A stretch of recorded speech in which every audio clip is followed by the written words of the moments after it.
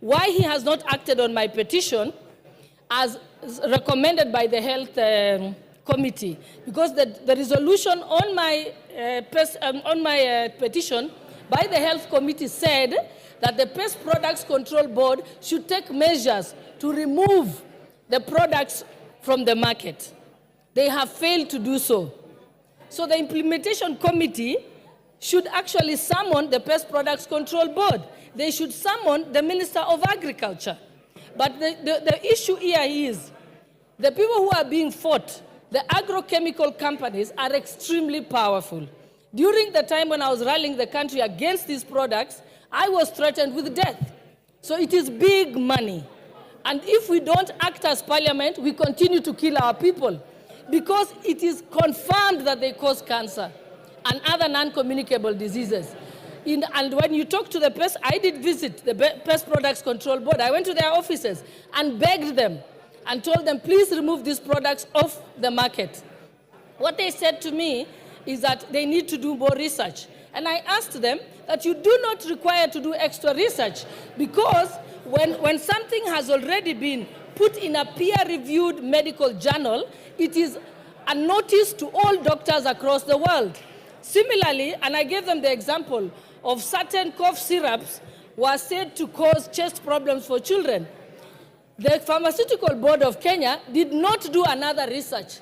They simply stopped dispensing that medicine. Similarly, when prescribing it, they did not do more research. So I beg the members of parliament to take this more seriously, because in as much as we are trying to invest in cancer treatment, we are also allowing the cancer to come in. And these countries have us where they want. They sell us the cancer-causing pesticides, and then they sell us the cancer drugs to treat our people and the equipment for treating them. So it is actually... Yes, Ruku. Mr. Speaker, this House has failed the people. Or take your seats. You can engage while seated. You don't have to. Take your seats and lower the conversation levels. Ruku? Mr. Speaker, when I read the statement, I was almost crying.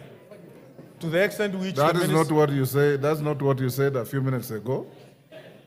Yes. But go on. I want to echo what Deputy Speaker said, Mr. Speaker, that the Minister of Agriculture has failed totally to take that request for statement seriously. And I want to beseech you, Mr. Speaker, to use the powers of this seat to ensure the Minister of Agriculture and all the bodies who are responsible as far as the pesticide control is concerned in the Republic of Kenya, to ensure that Kenyans will not continue suffering when we have institutions which are supposed to take care of them. That pesticide, which is causing cancer to the majority of the people who are in farming, whether in potatoes, whether evidence, that when you spray Roundup in the soil, when it rains, it finds its way into our rivers, it finds its way into our lakes, and even the fish farming is affected by this chemical. I think we take this matter very seriously. Thank you.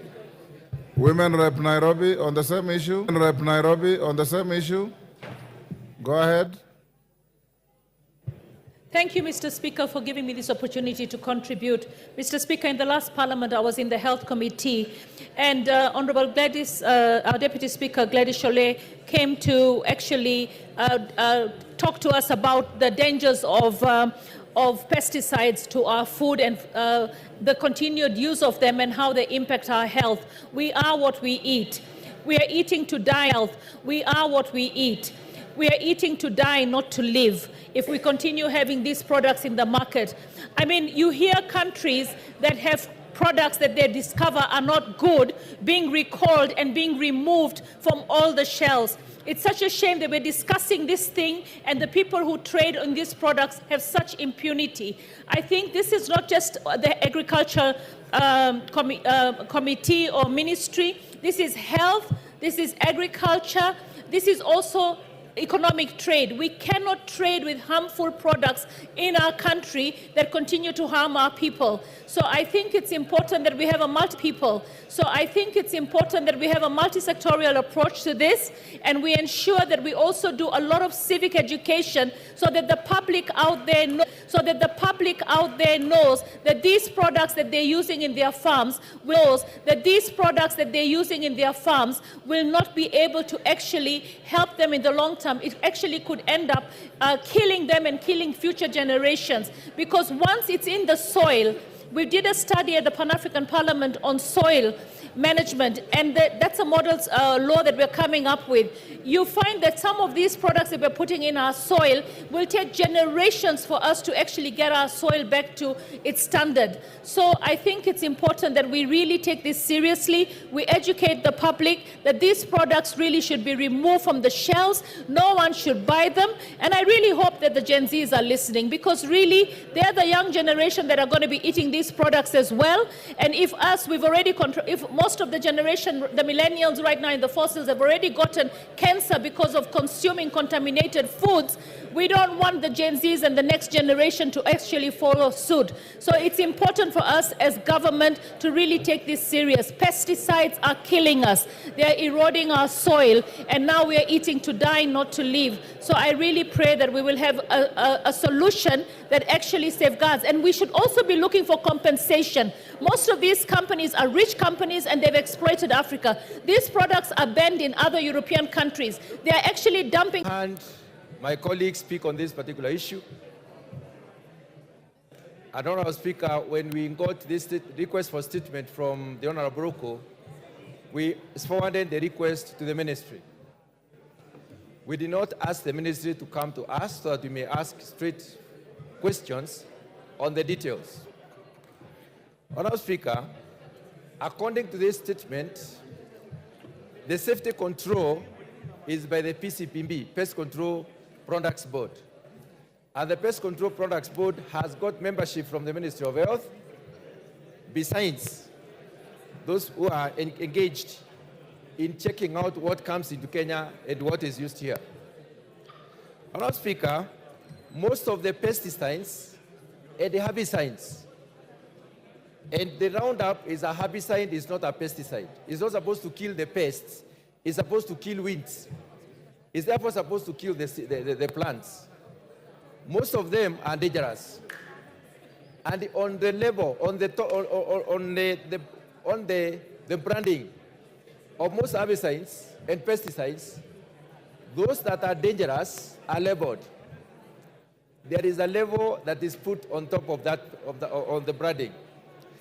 And then there is the need for safe use of pesticides and herbicides. There is a prescription, Honourable Speaker, on even how somebody should be dressed. There's a protective kit that is invented to protect people as they use these pesticides and herbicides. Dr. Mutunga. Honourable Speaker, I just want to conclude by saying this. It is sad that we could have pesticides or herbicides in this country that are carcinogenic. This report says glyphosates are not carcinogenic. There is no report. But I'm happy to hear that my colleague, Honourable Broko, has evidence. I'm also very happy to hear that there are refereed journals which have cited the dangers in some of the glyphosates. Honourable Speaker, I'll be very happy if you could form a joint committee. And this joint committee should have the Ministry of Health, the Health Committee, the Committee on Agriculture, and the Committee on Petitions, so that we can ask straight questions on what kind of evidence do they have, and then present the evidence that we have as members of parliament in order to protect the Kenyans. Honourable Speaker, we should not take the fact that people did not protect themselves as an answer. What we should take is that, is there any evidence that it is causing cancer in our midst? And is there evidence that is actually banned in those other countries? And if it is, Honourable Speaker, we should propose strongly that it is banned in this particular country. I thank you, Honourable Speaker.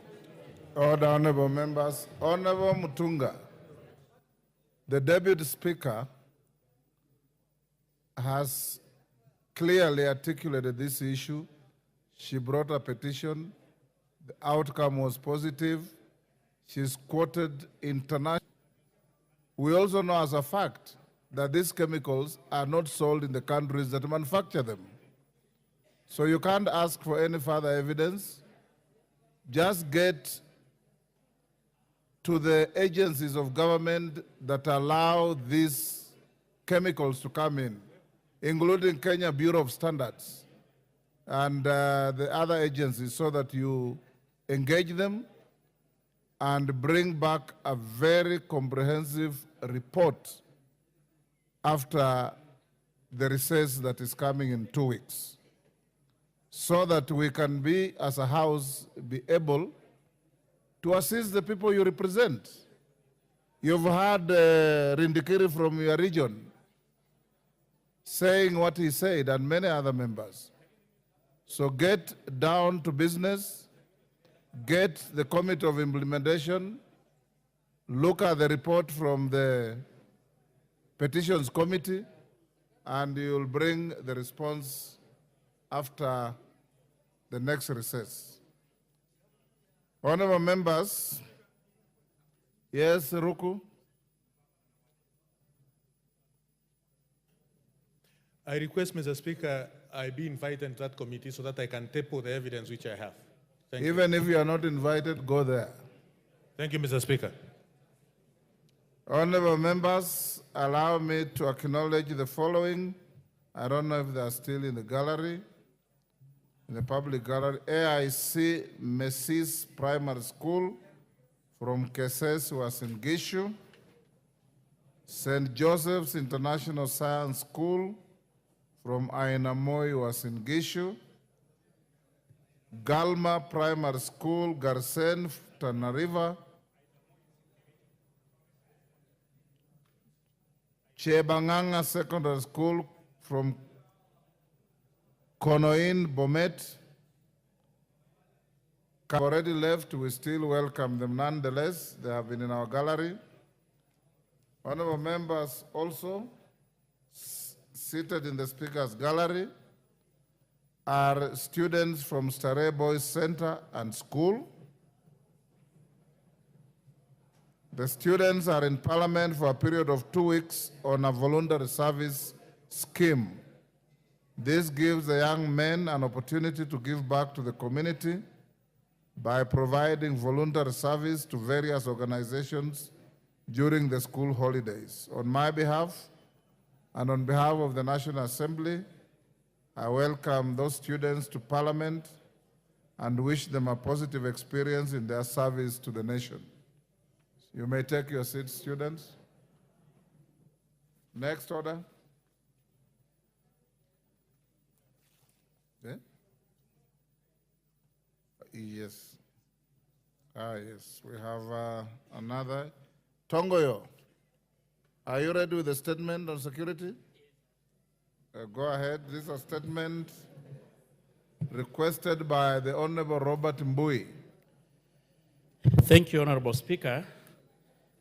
And as you had already said, Honorable Speaker, this is a response to a statement by Member of Parliament for Kathiani constituency regarding the issues of the National PISRA, National Security Regulatory Authority. And the Honorable Member had sought to be about 6 issues. And I quickly just want to, for the purposes of record, 1, the member wanted to know the constitutionality of the legal notice issued by the Private Security Regulatory Authority on 10th June 2024. Wage. 2, the step which will be to ensure adherence with the relevant laws while exercising the said directive. 3, the details of the process leading to the determination of minimum wage. 4, whether the powers and the function of the Private Security Regulatory Authority under Section 9 of the Private Security Regulatory Authority Act 2016 also include setting the minimum wage. and whether the powers vested in the authority under Section 32 contemplate non-compliance with the minimum wage as a ground for cancellation of certificate of registration or registration of the security firms. And of course, the reason for failure by the authority to resubmit revised regulations envisaged under the Private Security Regulatory Authority Act 2016. Honorable Speaker, and I want to respond as follows. One, Honorable Speaker, on 10th June 2024, the Private Security Regulatory Authority issued a public notice published as legal notice number PSRA 002-2024, directing all private security services provided users, prospective users, and representative of the users for the private security services to submit to it legal commitment to comply with a set minimum wage for private security guards. The said legal notice has been a subject of court cases, namely Nairobi ELRC GRE 043/2023, Protective and Safety Association of Kenya versus Private Security Regulatory Authority, and Vazul Muhammad and 3 others, and Nairobi ELRC petition number E011/2024, John Kipkorir and Private Security Regulatory Authority, and 4 others. The principle of sub judice sub judice militates against commenting on the issues at hand. It suffices to state that what the authority issued as a notice was not supposed to be strictly interpreted as a legal notice, but an administrative action to guide for the bodies comprising workers, employers, and independent experts. The National Labor Board, which is a creature of the Act, is entrusted with the responsibility of advising the Cabinet Secretary for Labor on appointment of the Wage Council. Once of 1st July 2022, as issued by the Cabinet Secretary for Labor.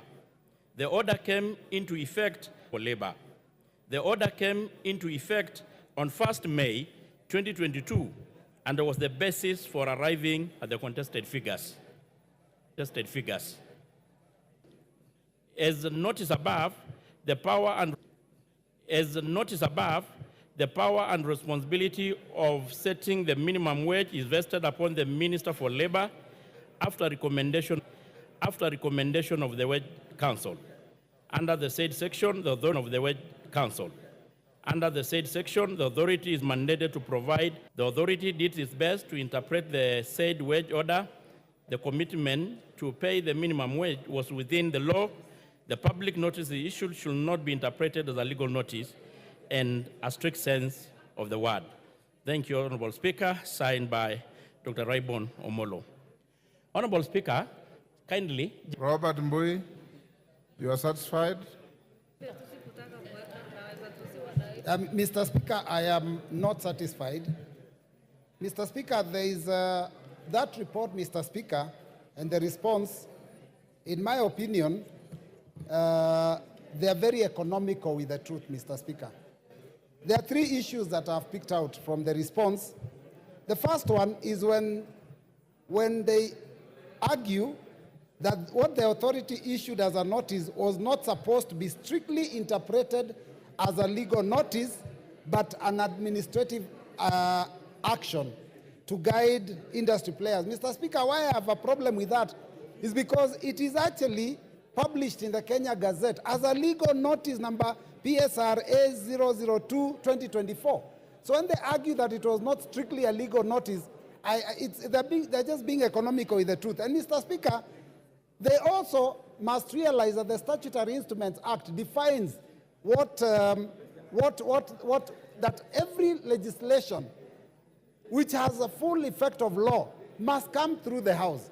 So, Mr. Speaker, what they have done is implemented a program and given it out there, published it in the Kenya Gazette, and Kenyans have already been made to start to follow it when it hasn't gone through the House. Mr. Speaker, secondly, they've also said that he's also said that because my question was whether you know, discussing this with the Ministry of Labor.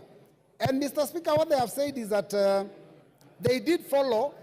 Speaker, they found it easier to ignore. Speaker, they found it easier to ignore the committee and then implement the regulation with complete disregard for the rule of law. Yes, Chepkonga. Yes, Chepkonga. Mr. Speaker, first I want to take this opportunity to thank the chair, who is a member of the Committee on Delegated Legislation. Mr. Speaker, this is a matter that has exercised the Committee of Delegation. I have listened very carefully to what the Chair of Security has said. Unfortunately, Mr. Speaker, I have a serious departure from what he has said. He's my very good friend. But on this matter, it is very clear in the Statutory Instruments Act what a legal notice is, what a guideline is. It is a statutory instrument. The Private Securities Regulation Authority has no business seeking to implement the order issued by the Minister of Labor when they themselves, they are resident in the Ministry of Interior. No one has ever appointed them to implement minimum wage, which is supposed to be implemented by the Ministry of Labor. That is within the purview and jurisdiction of a different authority, Mr. Speaker. Yes. So for us to be told that we were just issuing a notice, some guideline that has already been issued, it is not their business. The substantive act itself does not give them that power to regulate wages. Mr. Speaker, we've written to the PS, we have written to the minister, and we have told them in no uncertain terms that these are regulations, they must bring them to the House. And secondly, Mr. Speaker, the chairman should be careful on this. The law is very clear. They are supposed to bring regulations within 1 year of the promulgation of the act.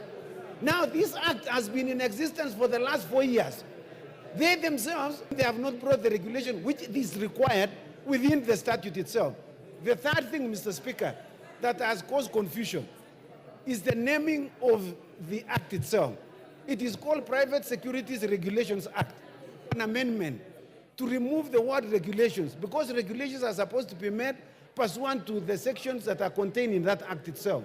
Because it is inconceivable that an act of parliament is also a regulation. So we expect a better response from the ministry than this. What they are seeking to do, Mr. Speaker, is gerrymandering. They are not responding to the issues that were raised by the Honorable Mbui. And we have told the CS and the PS that they must bring these regulations. Fortunately enough, Mr. Speaker, the person who... Thank you, Honorable Speaker. Honorable Speaker, I have keenly listened to the statement by the chair, and I think the statement itself is misleading, because what PSRA claims is that they have done administrative action and not a legal notice. However, the legal notice was published by Kenya Gazette, through Kenya Gazette, by the government printer. And so it cannot be an administrative action. But the most important part is that the regulations that are being cited and being implemented by the Private Security Regulatory Authority is one that has been annulled by the 12th Parliament. There are new regulations that are now in the works and in the process that have not even come to our committee of delegated. That means what they are implementing is an illegality, and they are causing a lot of despondency in the industry.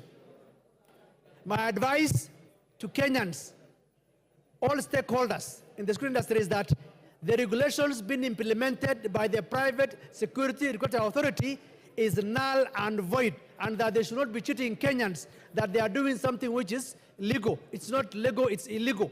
But this House has not approved. The minimum wages are published by the Ministry of Labor. PSRA has no role or mandate whatsoever to get involved on matters minimum wage. Their work is to implement what has been set by the Ministry of Labor. Now it's the other way around. They want to set minimum wage and they want to implement. And that is not their mandate or their role. And I call upon the PSRA, and I want to acknowledge the chairman's resolve that this thing requires all stakeholders to get involved so that we have a regulation that is a win-win both for the employers and the employees. As it stands now, those regulations are not in force and are an illegality. And PSRA should stop harassing and interfering with the work of private security firms in the country. I submit, Honorable Speaker. Tongoyo, you've had the chair of delegated legislation, you've had Mbui, you've had Bashir. Nobody else. In whatever office, whatever they do must be subjected to this house to become regulations and have a force of law. So you follow it up. Yes, Raso? Yes. Honorable Raso, take your seat, let him finish. Let me listen to this first. Speaker, I think, kindly, Mike, on your directive well guided, and in fact, you must have noted, Honorable Speaker, that we have been in conversation with the chair of delegated legislation, and I think that is the spirit. But having said this, Honorable Speaker, I think, Honorable Speaker, the big issue here, on record, I think there has been an issue of licenses cancelled, cancellation of some licenses of some players, about 9 in number. Actually, when you were interviewing the CS, I think that question came up. For record purposes, and I've got even actually the certificate, those 9 has been reinstated. The minister reinstated them, so I want to be on record that those licenses have been reinstated. And I think on the other issue, we are going to do as guided by you yourself. Thank you. So, thank you very much, Honorable Speaker. Honorable Speaker, you have guided on what should be done. But looking at what the chairman has presented in form of to do with labor, it has to be canvassed. It is a two-sided thing, to protect the company and also to protect the individuals who are in that particular labor force. Secondly, as you rightly said, Article 94, Sub-Article 5, clearly says nothing will have the force of law unless it is by this House. Thirdly, when we look at this particular organization, private security, yes, it is a new organization, even if it is 4 years, but it cannot work on its own.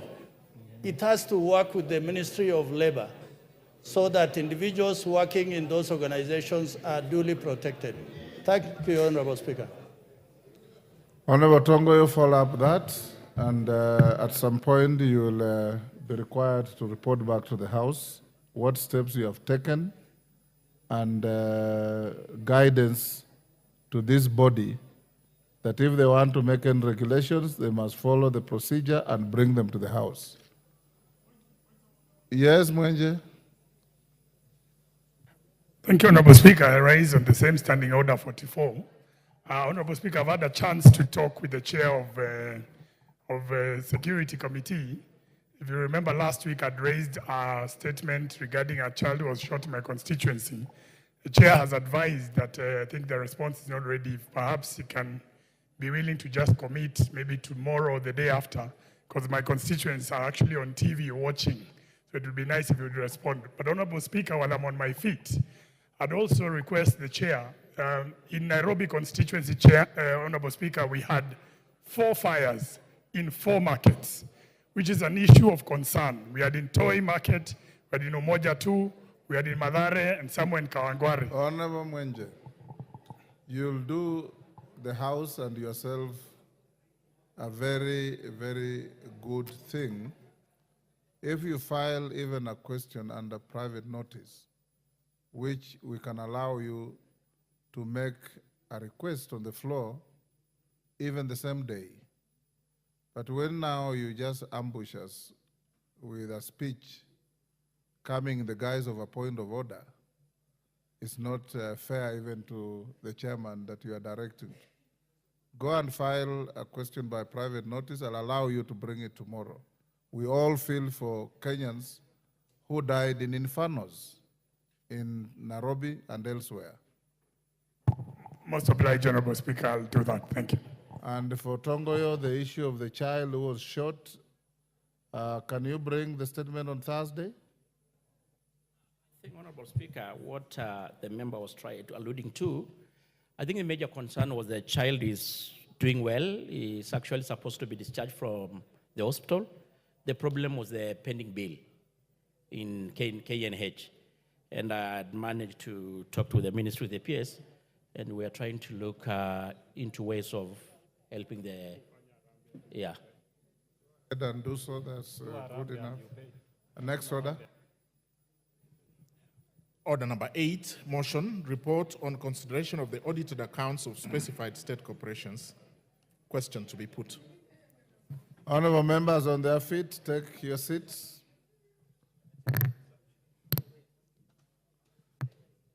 Order. Order, Honorable, take your seat. Honorable members, I'll now put the question at order number 8, which is that this House adopts the second report of the Public Investments Committee on Social Services, Administration and Agriculture on its consideration of the reports of the Auditor General on the financial statements of the Kenya Medical Training College for financial years 2017-2018. As members of that opinion say aye. Aye. Will those of the contrary opinion say nay? The ayes have it. Next order. Order number 9, motion, nominees to 4 National Government Constituencies Development Fund committees. Chairperson, Select Committee on the National Government Constituencies Development Fund, Musa Sirma. Thank you, Mr. Speaker. Mr. Speaker, I wish to move that this House adopts the report of the National Government Constituency Development Fund for 4 constituencies committee laid on the table of the House on Thursday, 1st of August, 2024, and pursuant to the provisions of Section 43(4) of the National Government Constituency Development Fund Act 2015, and paragraph 5, 2, and 10 of the National Government Constituency Development Fund Regulations 2016, approves the list of the nominees for appointment to the following 4 constituency committees of the National Government Constituency Development Fund. 1, Webuye Constituency. David Lutali Sakari, representative of persons living with disability. He has been appointed pursuant to Section 43(2)(d). The second one is Isiolo South Constituency, Wako Abdi Wako, male, and 43(2)(d). Mumias East Constituency, Joseph Owino Odero, male adult representative, appointment pursuant to Section 43(2)(b), and Philip Muyei Wanga, male adult representative, appointment pursuant to 43(2)(b). Mr. Speaker, before I beg to move that for adoption, Mr. Speaker, I have an issue which is very pertinent. The 2022-2023 gazettements were, however, not affected by these guidelines. Madam Speaker, the first constituency to be affected by this circular, the board had received a request for replacement of the member which was gazetted. All 290 constituencies will come to an end at various dates in the late 2024 and early 2025. In time, Madam Speaker, I beg to move that we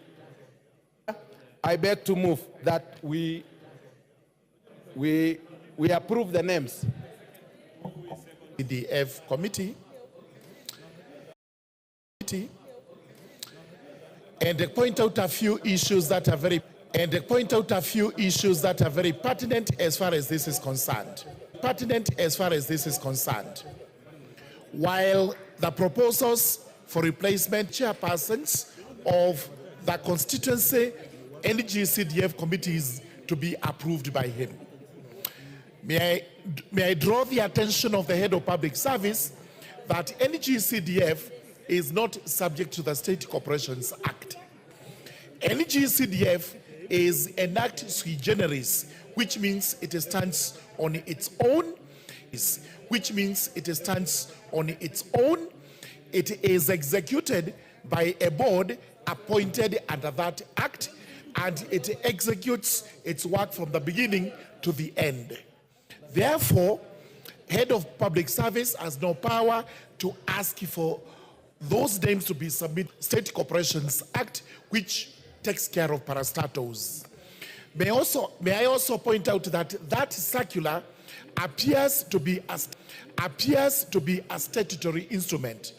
It actually tries to enforce some law, which law we are not told which one it is. If it is a statutory instrument, it must come to this House for validation.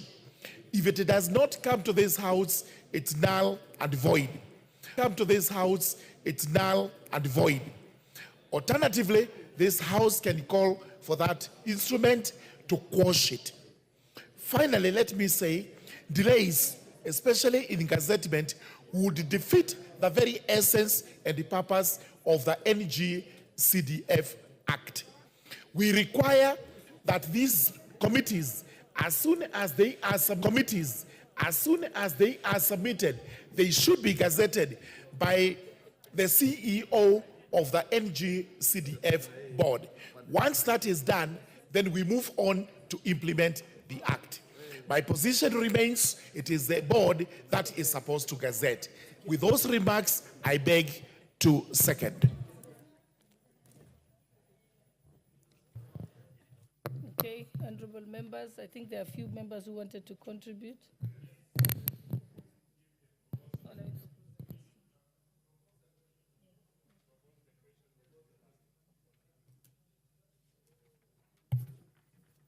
Honorable members, I now propose the question that this House adopts the report of the National Government Constituency Development Fund for 4 constituency committees laid on the table of this House on Thursday, 1st August 2024, and pursuant to the provisions of Section 43(4) of the National Government Constituency Development Fund Act of 2015 and paragraphs 5, 2, and 10 of the National Government Constituencies Development Fund Regulations of 2016 approves the list of nominees for the appointment to the following 4 constituency committees of the National Government Constituency Development Fund. Webuye West Constituency, David Lutali Sakari, representative of persons living with disabilities. Isiolo South Constituency, Wako Abdi Wako, male adult representative. Nandi Hills Constituency, Henry Kirwa Mutai, representative of persons living with disabilities.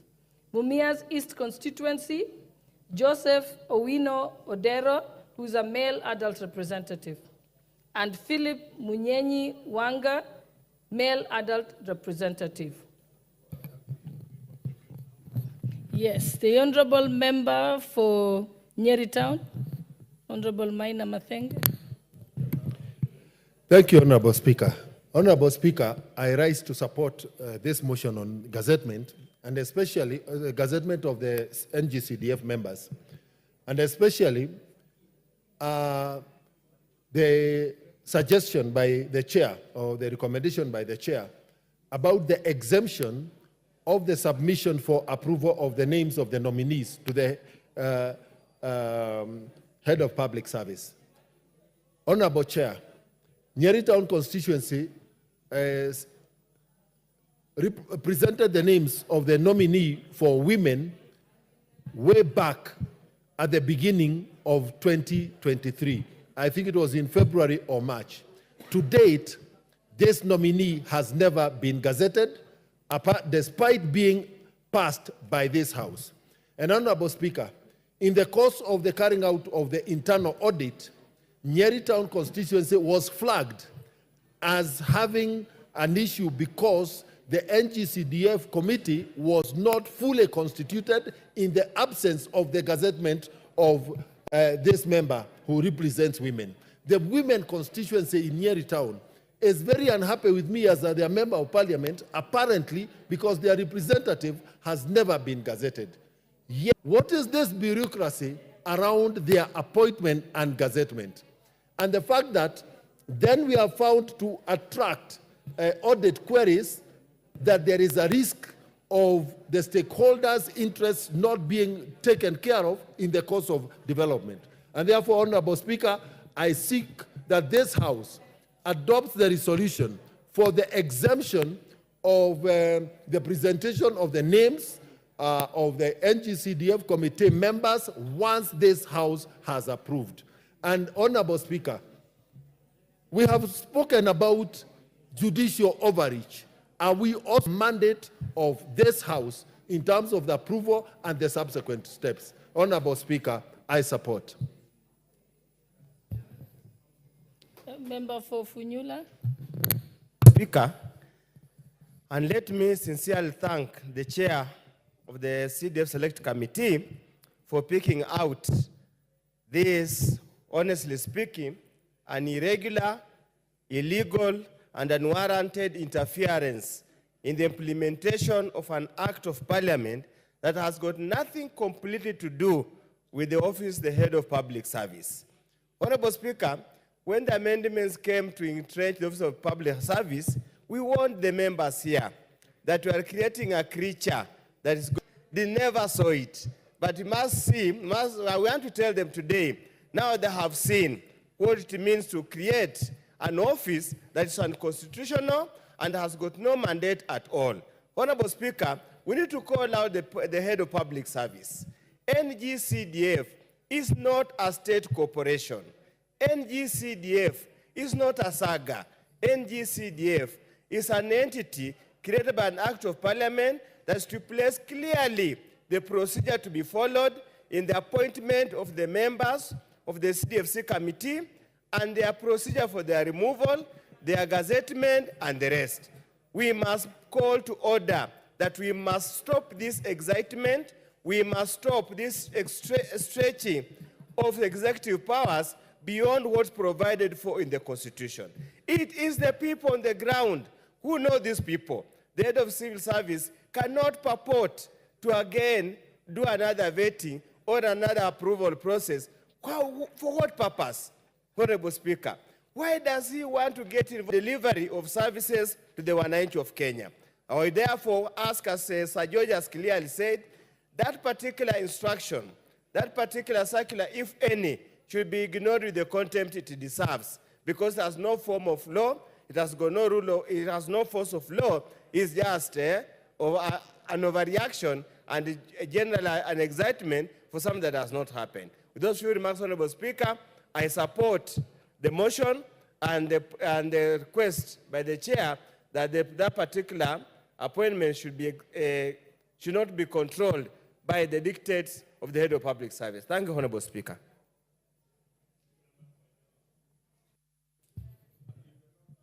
Member for Manandi Hills, because I see you are affected. Thank you very much, Madam Speaker. And first of all, I would like to also appreciate that the name of one of the nominees, Henry Kirwa Mutai, who was replacing one of the PWDs, or persons enabled differently, whom we lost. And it's taken quite a long while, Madam Speaker, for these names to appear here. And it's quite sad that then it might take almost another 6 months for it to be gazetted because of the aspect of that it has to go through the approval in the office of the head of public service. I think that's quite unfortunate. And Madam Speaker, the particular nominee was in the selection process. These are officers who are picked from the various corners of the constituency because the constituency is wide. And to get a nominee here who takes almost a year to be approved, I think is quite unfortunate because of the overreach by some executive officers, like now this one of the head of public service. I think we need to make it clear and make this process a bit easy. What is your point of order, Honorable Pukose? Madam Speaker, when I listened to the chair of the CDF moving this motion, he stated it very clearly that it was verbal, and it was a verbal directive which he had, and therefore he did not produce any document to show that the head of public service has actually given that directive. And I think it will not be good for us to accuse the head of public service here for something that we don't have evidence. And when you listen to the member for Nandi Hills, he's saying his list went through the head of public service. So I think we are kind of... Honorable Owen, do you have a point of order? Or I let him finish first? Okay, proceed. Thank you very much. Our standing orders are very clear, that not even a newspaper that is written can be admissible as part of evidence in this House. So when we go on a trajectory of information that is hearsay, and when we are discussing the high office of a head of a public office, head of public service, it really flies on the face of our standing orders. And I think that statement by the chair of NGCDF in this House is an unfortunate statement to have been made at that level. Okay, so if you allow me, if that statement is withdrawn, Honorable Speaker, then we will not go on that trajectory. So I will request you that you request he either substantiates in terms of records available, or he withdraws that record, because the debate now has moved from discussing NGCDF to something that cannot be substantiated, the issues of the hierarchy. Withdraw that unfortunate statement that should not have been made by a person of his stature and as a ranking member. Honorable Sirma, don't teach us bad manners, kindly. Thank you very much, Honorable. Okay, Honorable Sirma, can you respond and clarify? Madam Speaker, I wish to clarify that it is not an empty statement. It is about what is the current situation. If Gatanga and Nyeri town, and the member of Nyeri town has confirmed, and it was in January to date, it is because of this long process that we are no longer getting our members gazetted. So we want to be exempted from that so that we are able to gazette our members immediately we pass in Parliament. Because if we are going to be waiting, members here will end up, and especially that the expiry of all the committees will Honorable come to an end in December. Honorable Sirma, I think you're not responding to the issue. You're explaining that the process is inefficient. Yes. But I think what the members here were asking is that you have implicated the head of public service as having taken over the approval process and gazettement of the members of NGCDF boards across the country. So it is not about that this statement is not true. I have spoken personally to Mr. Hassan, whom I asked him to give me the reason why he's not gazetting. And he told me that he was given a verbal communication by the head of public service not to gazette until it passes, or not to gazette until it passes, or it gets his approval. So it's not about hearsay, and I can confirm. So it's not about hearsay, and I can confirm right now. I've talked to them in 30 minutes ago. Yes. okay, I think Honorable Sirma, Sirma, this is, you can never be able to use a verbal communication to defend yourself. And I can give you free legal advice. You must always seek that Mr. Hassan gives you in writing exactly what he told you verbally. That's the normal thing to do, is the correct thing to do. Or else you can get yourself into problems because you're unable problems because you're unable to substantiate or even give evidence to back what you're saying. So I think the best thing is you withdraw it and then go and seek a written letter to that effect from either Mr. Hassan. Thank you, Madam Speaker. Thank you, Madam Speaker. Madam Speaker, there was a circular pursuant to dated November 25th, 2022, November 25th, 2022. Subject was... So the question would be, Honorable Sirma, is NGDCF a state? So the question would be, Honorable Sirma, is NGDCF a state corporation?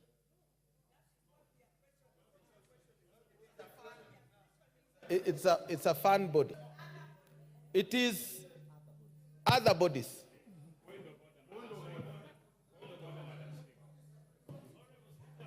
Honorable Nyikal. Madam Speaker, the issue here is what is happening. We cannot sit in this house, Madam Speaker, and we know that some of these names are in that office. We are being told there is a circular. Even if the interpretation is wrong, that will be later. But if the interpretation is wrong, then as soon as those documents hit the office of the head of the public service, he'll send to stop. If it is interpretation, it will stop immediately. And therefore, the chairman does not need to ask for exemption because there's nothing to be exempted from. So let this matter actually be sorted out now, because it is now, we are in August, and many committees are going to bring names. Okay, yes, your point of order. Madam Speaker, to meet, and then that document is presented to the Speaker, to the table, and to the Speaker. Then from there, I think that is when we can be able to discuss.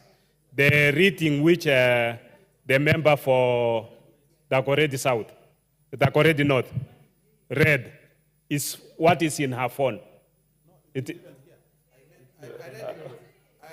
But the document to be presented, it must have a letterhead, it must be signed, and it must meet the minimum requirements as per our standing orders, so that once that meets into that, then it can be properly before this House, and then we can be able to prosecute and be able to discuss it. But as per now, the issue, you know, the chair CDF is made a statement saying it was by word of mouth to Hassan or somebody like that. Then now, it is improving it to a statement.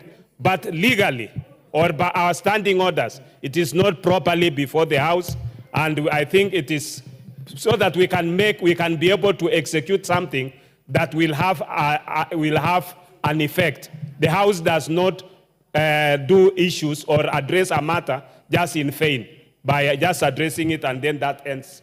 So I think we must be able to follow. Yes, I think to end this matter, because now we are bordering on discussing speculations, I think I'm going to direct that the chairperson of the NGCDF, Honorable Sirma, that you actually put it down in writing and say this has been brought to our attention as members of parliament, and therefore that you're seeking a clarification. So you write to the board, and the board will tell you. Just say, you simply tell the board, we have been informed that all appointments have to be cleared by the head of public service. Is this in fact correct? Because I need to advise the members of parliament. And then the board will reply to you. You don't even have to write to the head of public service, because the person you report to is the NGCDF board. So I think if you do that, this matter can rest, and I think we leave it at that. No, what's the point of order? I thought I've ruled on this.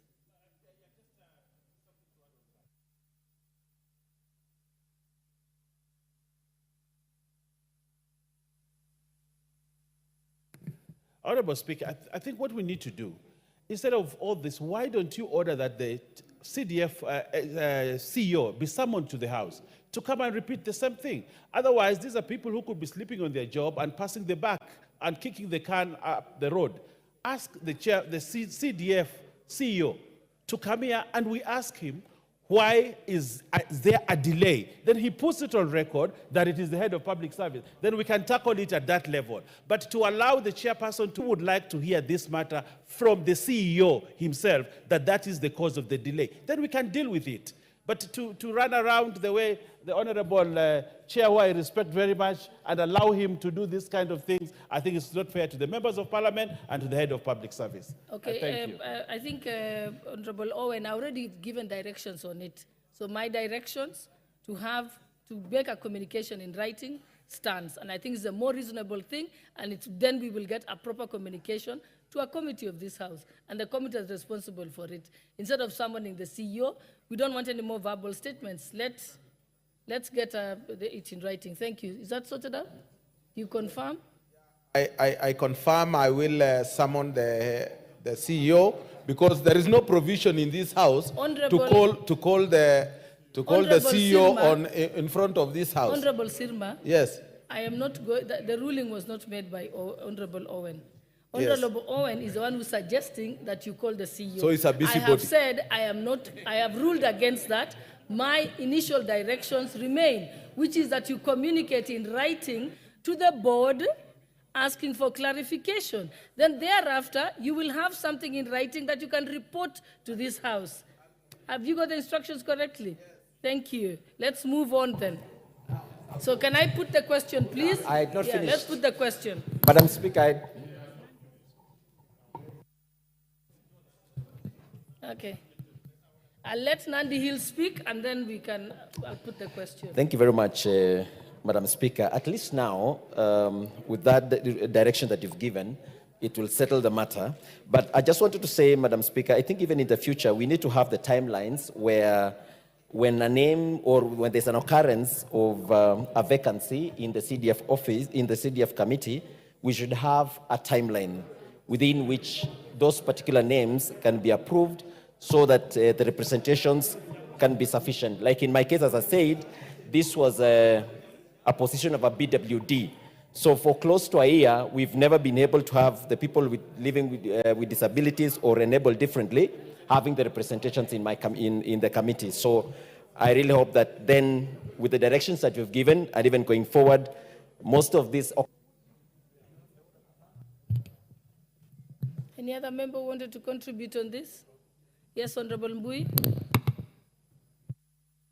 Yeah, Madam Speaker, I also wanted to support the nomination of those members to NGCDF in the 4 constituencies, noting that it's important that we have people representing all the different brackets, from the youth to the women to the men, because that is how CDF works. CDF works in an orderly manner, so that every sector within the community is represented. And that helps also for everyone to know that they belong and that their interests will be catered for. Because even as we operate and we administer CDF projects, every sector is actually considered very greatly. So it's important that we do that. But Madam Speaker, I just wanted to point out that there's been that very heated debate here. And I think it's important to note for the record that the chair of the committee, and he, as a proposer of this motion, and the seconder have made very, very far-reaching, comments on how CDF is operating. And Madam Speaker, it's important sometimes not to gag debate, because it's some of this information, when it comes out on the floor of the House, then it gives people that are in public offices an opportunity to realize the power that Parliament has. But if we stop any discussion when a person in a state department or an office or a CS is mentioned, and we are up in arms saying that we cannot have this conversation, then we are reducing the power of this House.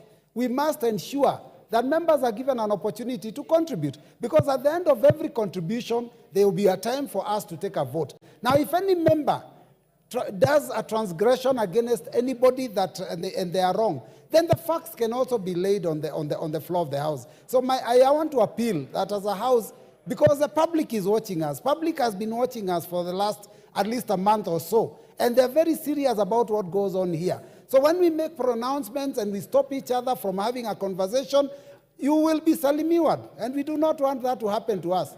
So, Madam Speaker, I just want to urge that going into the future, let's allow members to contribute, let members speak, let's take a vote. Majority leader doesn't have to get excited and stop people because you want to protect individuals. It is our country, and all of us must be alive to the fact that there are issues that are going on. And the fact is that the chair of CDF, NGCDF, is very, very aware of the delays because that is his mandate. If you are saying that he's wrong, then why are we allowing him to continue serving as a chair? If he serves as a chair, it means we have given him a mandate, and we must listen to him as a house because he is our eyes in NGCDF, and he is the one who knows what's happening in NGCDF. Let us respect our membership, let us allow chairs to work, and let us not protect people that are not in this house. Thank you, Madam Chair. Okay. I think, Pukose, you have already flogged this horse dead. Okay. Not on this one, Honorable Speaker. I think all of us have listened to the chair on this debate, and I'm standing under Standing Order 95-1 that the mover be called to reply. Yeah, despite the Honorable Speaker, you are aware that there's been a lot of delays in approval of this committee. It has taken a long time for them to arrive here, and we should not continue delaying. The time that he presents the paper, the letter to the position to the House, at that time we can then debate about it, because our debate at the moment is bordering on speculation. So thank you, honorable members. I will agree with the Pukos. So thank you, honorable members. I will agree with the Pukos. Will now put the question. What's your point of order? Thank you. Now let me put the question. Yes. Thank you. Now let me put the question. Yes, your point of information. Mm-hmm. Thank you very much, Honorable Speaker. Honorable Speaker, I wish to inform the Chair. Thank you very much, Honorable Speaker. Honorable Speaker, I wish to inform the Chair that there's a need for more fund of council managers because those who are serving are very few, and this is inhibiting quality work on the ground. Those who are serving are very few, and this is inhibiting quality work on the ground. Okay, although that's something that you could have approached the committee, that is not part of this debate. Yes, but inappropriately on record. But I think you still have to approach, you should approach the committee directly if you want to get any results. Okay, let me put the question.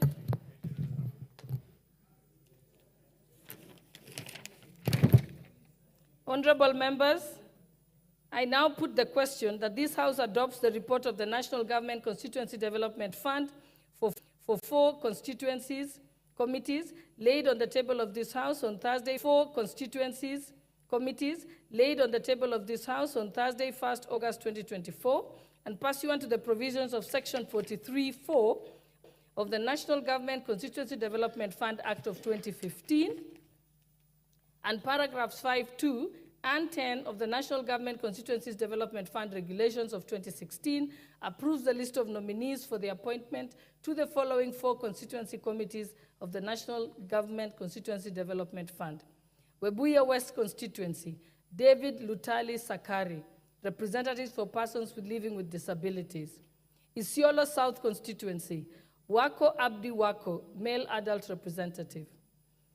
Nandi Hills Constituency, Henry Kirwa Mutai, representative of persons living with disability. Mumias East Constituency, Joseph Owino Odero, male adult representative. And Philip Munyenyi Wanga, male adult representative. Will as many as of that opinion say aye? Aye. Will as many as of the contrary opinion say nay? The ayes have it. Order number 10, the Division of Revenue Amendment Bill, National Assembly Bill number 38 of 2024, second reading.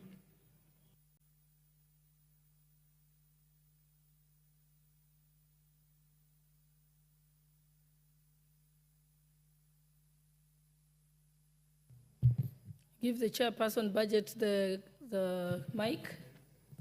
Thank you very much, Madam Speaker.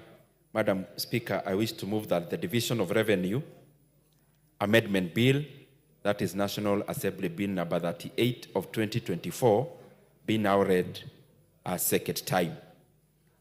Honorable Speaker, I wish to take just a brief moment to brief members that as we are all that was to be implemented in the year 2024-2025. The budget is two-sided, the revenue side and the expenditure side.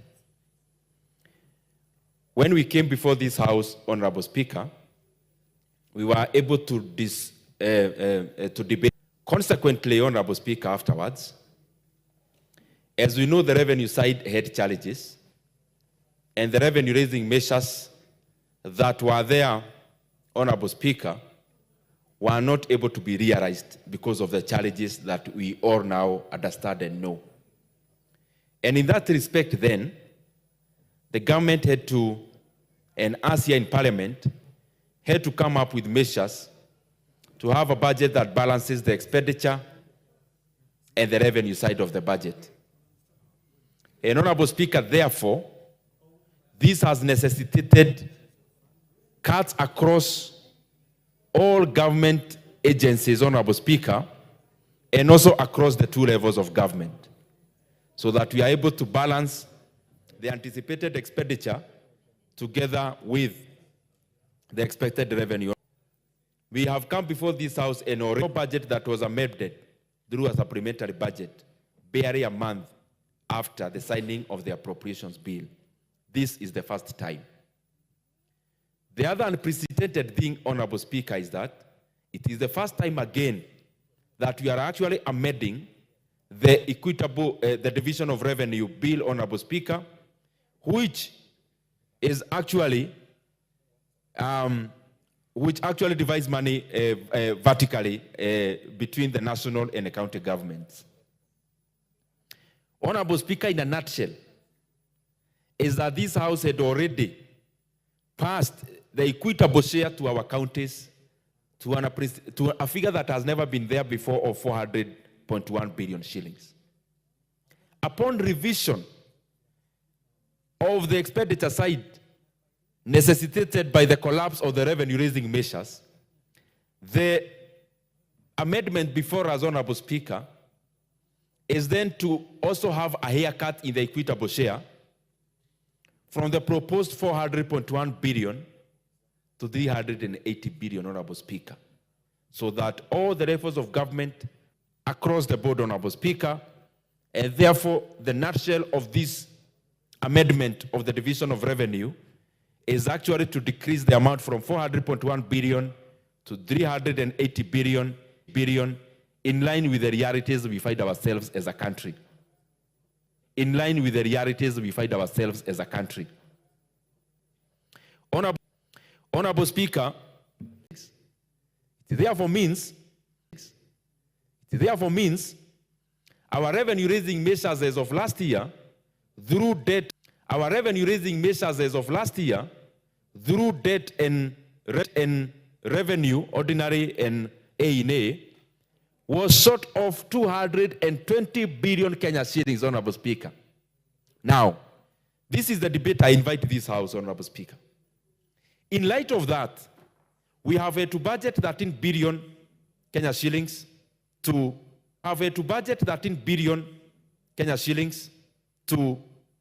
CDF, carryovers.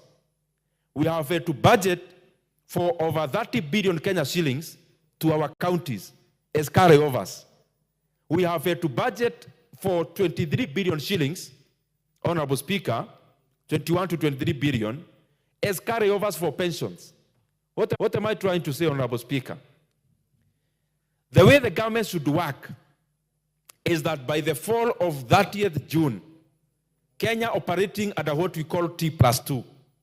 After 2 days, there should be no disbursement from the National Treasury for the previous year's budget. Basically, that's what it means. But then, because some of these things like CDF, we have already gone for public participation.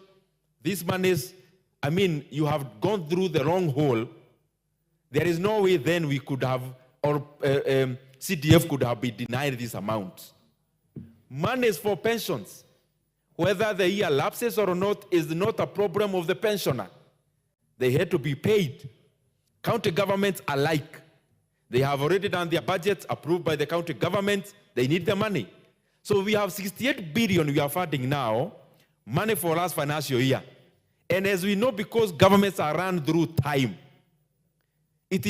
government is not in the business of wealth. Government is always in the business of cash flow and revenue.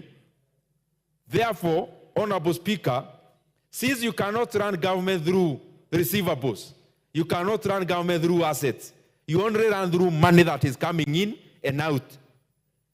We have done one thing. In anticipation, we have a year where the revenue-raising measures do not measure up. Honorable Speaker, what do we do as a country? We anticipate to raise 2.6 trillion Kenya shillings in ordinary revenue this year. What of June next year? And we have only raised 2 trillion. What would happen? That's the debate I'm inviting this House in this bill. When there is a shortfall in revenue raising, the two levels of government must carry that burden proportionately. Because then what happens? Even county governments themselves, Honorable Speaker, they also usually project their revenue. But many, they have a shortfall. Then, is it a new thing? No. In government of Kenya, ever since for the last many years, we have had shortfalls in revenue. In this year, I'm repeating, we have a shortfall of 200 billion. The national government is carrying this burden alone. And national government, I mean executive, judiciary, and parliament. Honorable Speaker, we just have to bite the bullet. And I'm anticipating a period where we have a drastic fall in anticipated revenue. Then we make the national government carry the burden. They may actually end up even not being able to pay salaries. Why? Our development expenditure is of this. What if we had a shortfall of 640 billion as a country? Then it means we are obligated to fund all the other levels of government, but the national government will have a deficit in funding even PE, personal emoluments. That is what we must. At the same percentage, they carry the same burden. But when there is a surplus, if there is a surplus, that could also be incorporated, that also they be considered, though we have not had a surplus in many years, Honorable Speaker. So that is the main highlight in this proposal, Honorable Speaker. I know there are provisions of the Constitution. We have to sit down with our legal experts, but we decided this debate must start. Because if it doesn't start, Honorable Speaker, then we are living a lie as a country. With those many remarks, Honorable Speaker, I also want to buttress the point that we have also allocated over 40 billion Kenya shillings in conditional grants to our counties. We have done everything in support of devolution. As the budget committee, we have, beyond these resources, as I've said before, we have also appropriated 44 billion in conditional grants. Honorable Speaker, we have also appropriated 8 billion shillings, managed for equalization fund, which is majorly supported and managed by our governors. They are doing a fantastic job. This does not want to show that there is anything against anyone. It is basically where we are as a country. That Parliament, for the first time, I saw something I have never seen. Members of Parliament rising and saying, cut our CDF, which we cut by 10 billion shillings, Honorable Speaker. Members of Parliament standing and saying, for the sake of our country, cut our travel budget, cut any other non-core expenditure, which we ended up cutting 3.7 billion shillings. We are just requesting the same now percolates across all levels of government so that we live within our means as Kenyans, very unequivocally and directly and eloquently suggested that we must do. With those many remarks, Honorable Speaker, I wish to request the very able Vice Chair of the Budget and Appropriations Committee. I beg to, with those many remarks, Honorable Speaker, I beg to move and request the very able Vice Chair of the Budget and Appropriations Committee, the elegant Mary Amase, to second this motion. Very well, Mary Amase. Thank you, Chair. Honorable Speaker, I beg to second the report on the consideration of the Division of Revenue Bill, Amendment Bill 2024. Honorable Speaker, I will be very brief, and I just want to make it very simple. Honorable Speaker, we suffered a shortfall in revenue, in a projected revenue. And this was occasioned by the failure to enact the Finance Bill 2024-2025. As a result, this necessitated the rearrangement and rationalization of the estimates, and that we've already done through the Supplementary Estimates 1 of 2024-25. Honorable Speaker, the purpose of this bill, the purpose and object of this bill is to amend the Division of Revenue Act 2024 to provide for the equitable sharing of revenue between the national and county government, taking into account that shortfall, taking into account the downward revision of the projected revenues, which we just witnessed as a result of the collapse of the Finance Bill. We had initially projected a projected revenue of 2948 billion. But now that has been revised downwards to 2602.1 billion.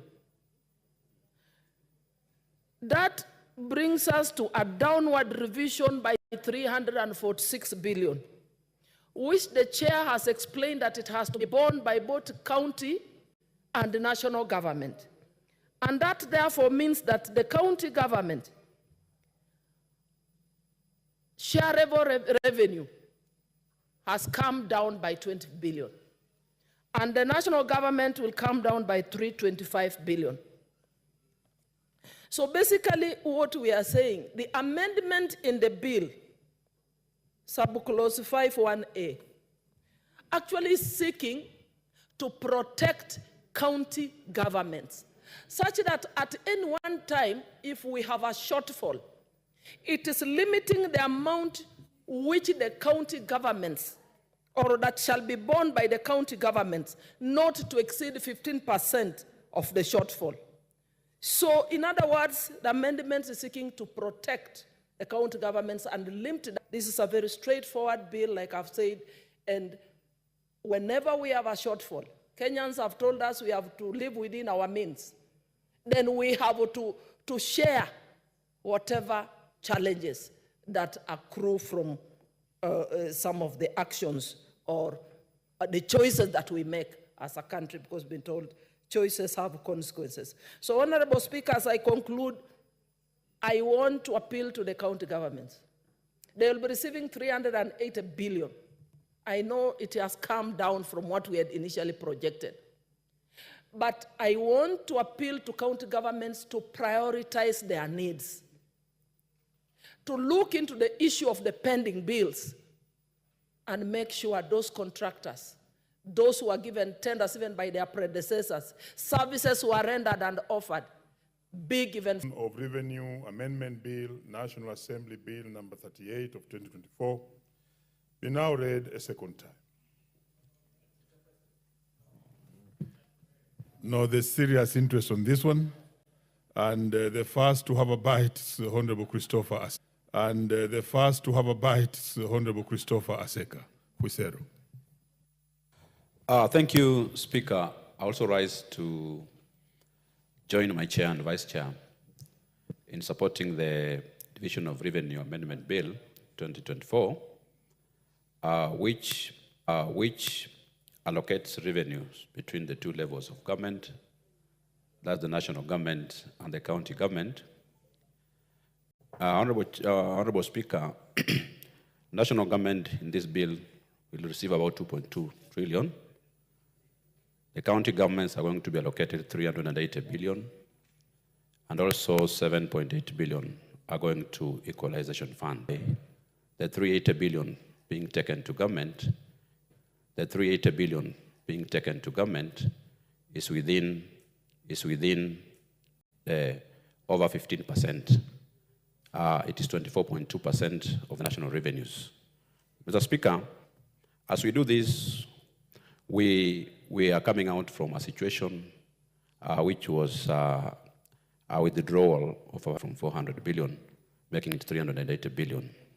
As we do this, Mr. Speaker, we need also to call upon county governments to ensure that they improve on their own source revenue mechanisms to ensure that they generate as more revenues as possible at the county levels. But as we say this, Mr. Speaker, we also need to ensure that these monies that are going to county governments and national governments are put into good use. For example, Mr. Speaker, as per the Schedule 4 of the Constitution, there are clear roles that the county governments are supposed to play and infrastructure. But Mr. Speaker, as we speak today, and infrastructure. But Mr. Speaker, as we speak today, and a case in point like in Huisero constituency where I represent, we have water projects that have stalled for even 4+ years. The Misango water projects that is under the people are well treated. Lastly, Mr. Speaker, as I finish, I call upon even the national government also to ensure that these funds, as we do unlock this bill, are released to respective government departments and agencies to ensure that the implementations of projects that are earmarked in this budget are done in time, and also to ensure that all the pending bills within the sectors are paid to avoid the challenges that small and big suppliers and contractors are facing in the country. The Honorable Murugaru Gitonga, I'm not sure you want to speak on this. Proceed. Absolutely. Thank you very much, Mr. Speaker. Mr. Speaker, I beg to support the bill in that we must live to reality now. We are living in very difficult times, and we have to think prudently about what exactly we are going to do so that regrettably, the bill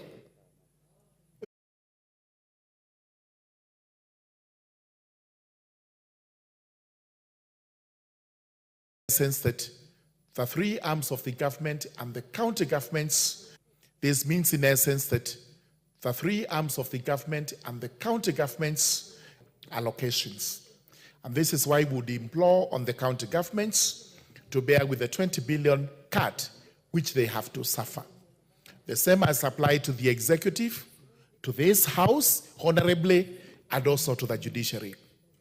By these cuts, it does mean that county governments would not be able to provide the essential services, or would not be able to provide the essential services, or pay the recurrent expenses. This 20 billion possibly would have gone into pay rises, which must now be frozen. It must also ensure that travels which are not necessary, whether for seminars, whether for benchmarking or whatever it is county governments have to do, have to be cut. Expenses on vehicles, expenses on personnel, all this must go down. We know very well that our county governments most times are extravagant. In fact, there is a hue and a cry out there that while work done by CDF is visible, not much expectations that citizens over there have to get the services that they deserve. We know very well that there has been an employment embargo put in place that government will not employ, and county governments also have to adhere to this. But that notwithstanding, then we have the natural attrition, which we must always fill in so that there is no vacuum. We have had the surpluses, if at all realized. If those are to be shared equally, then the burdens which arise from this must also be shared equally, and county governments must live with the cuts. Therefore, this amendment to the supplementary act, this amendment to the Appropriations Act is timely and in line with what we have done in the supplementary appropriations bill, which is now an act of parliament, which we are relying on for the time being until another one is actually put in place.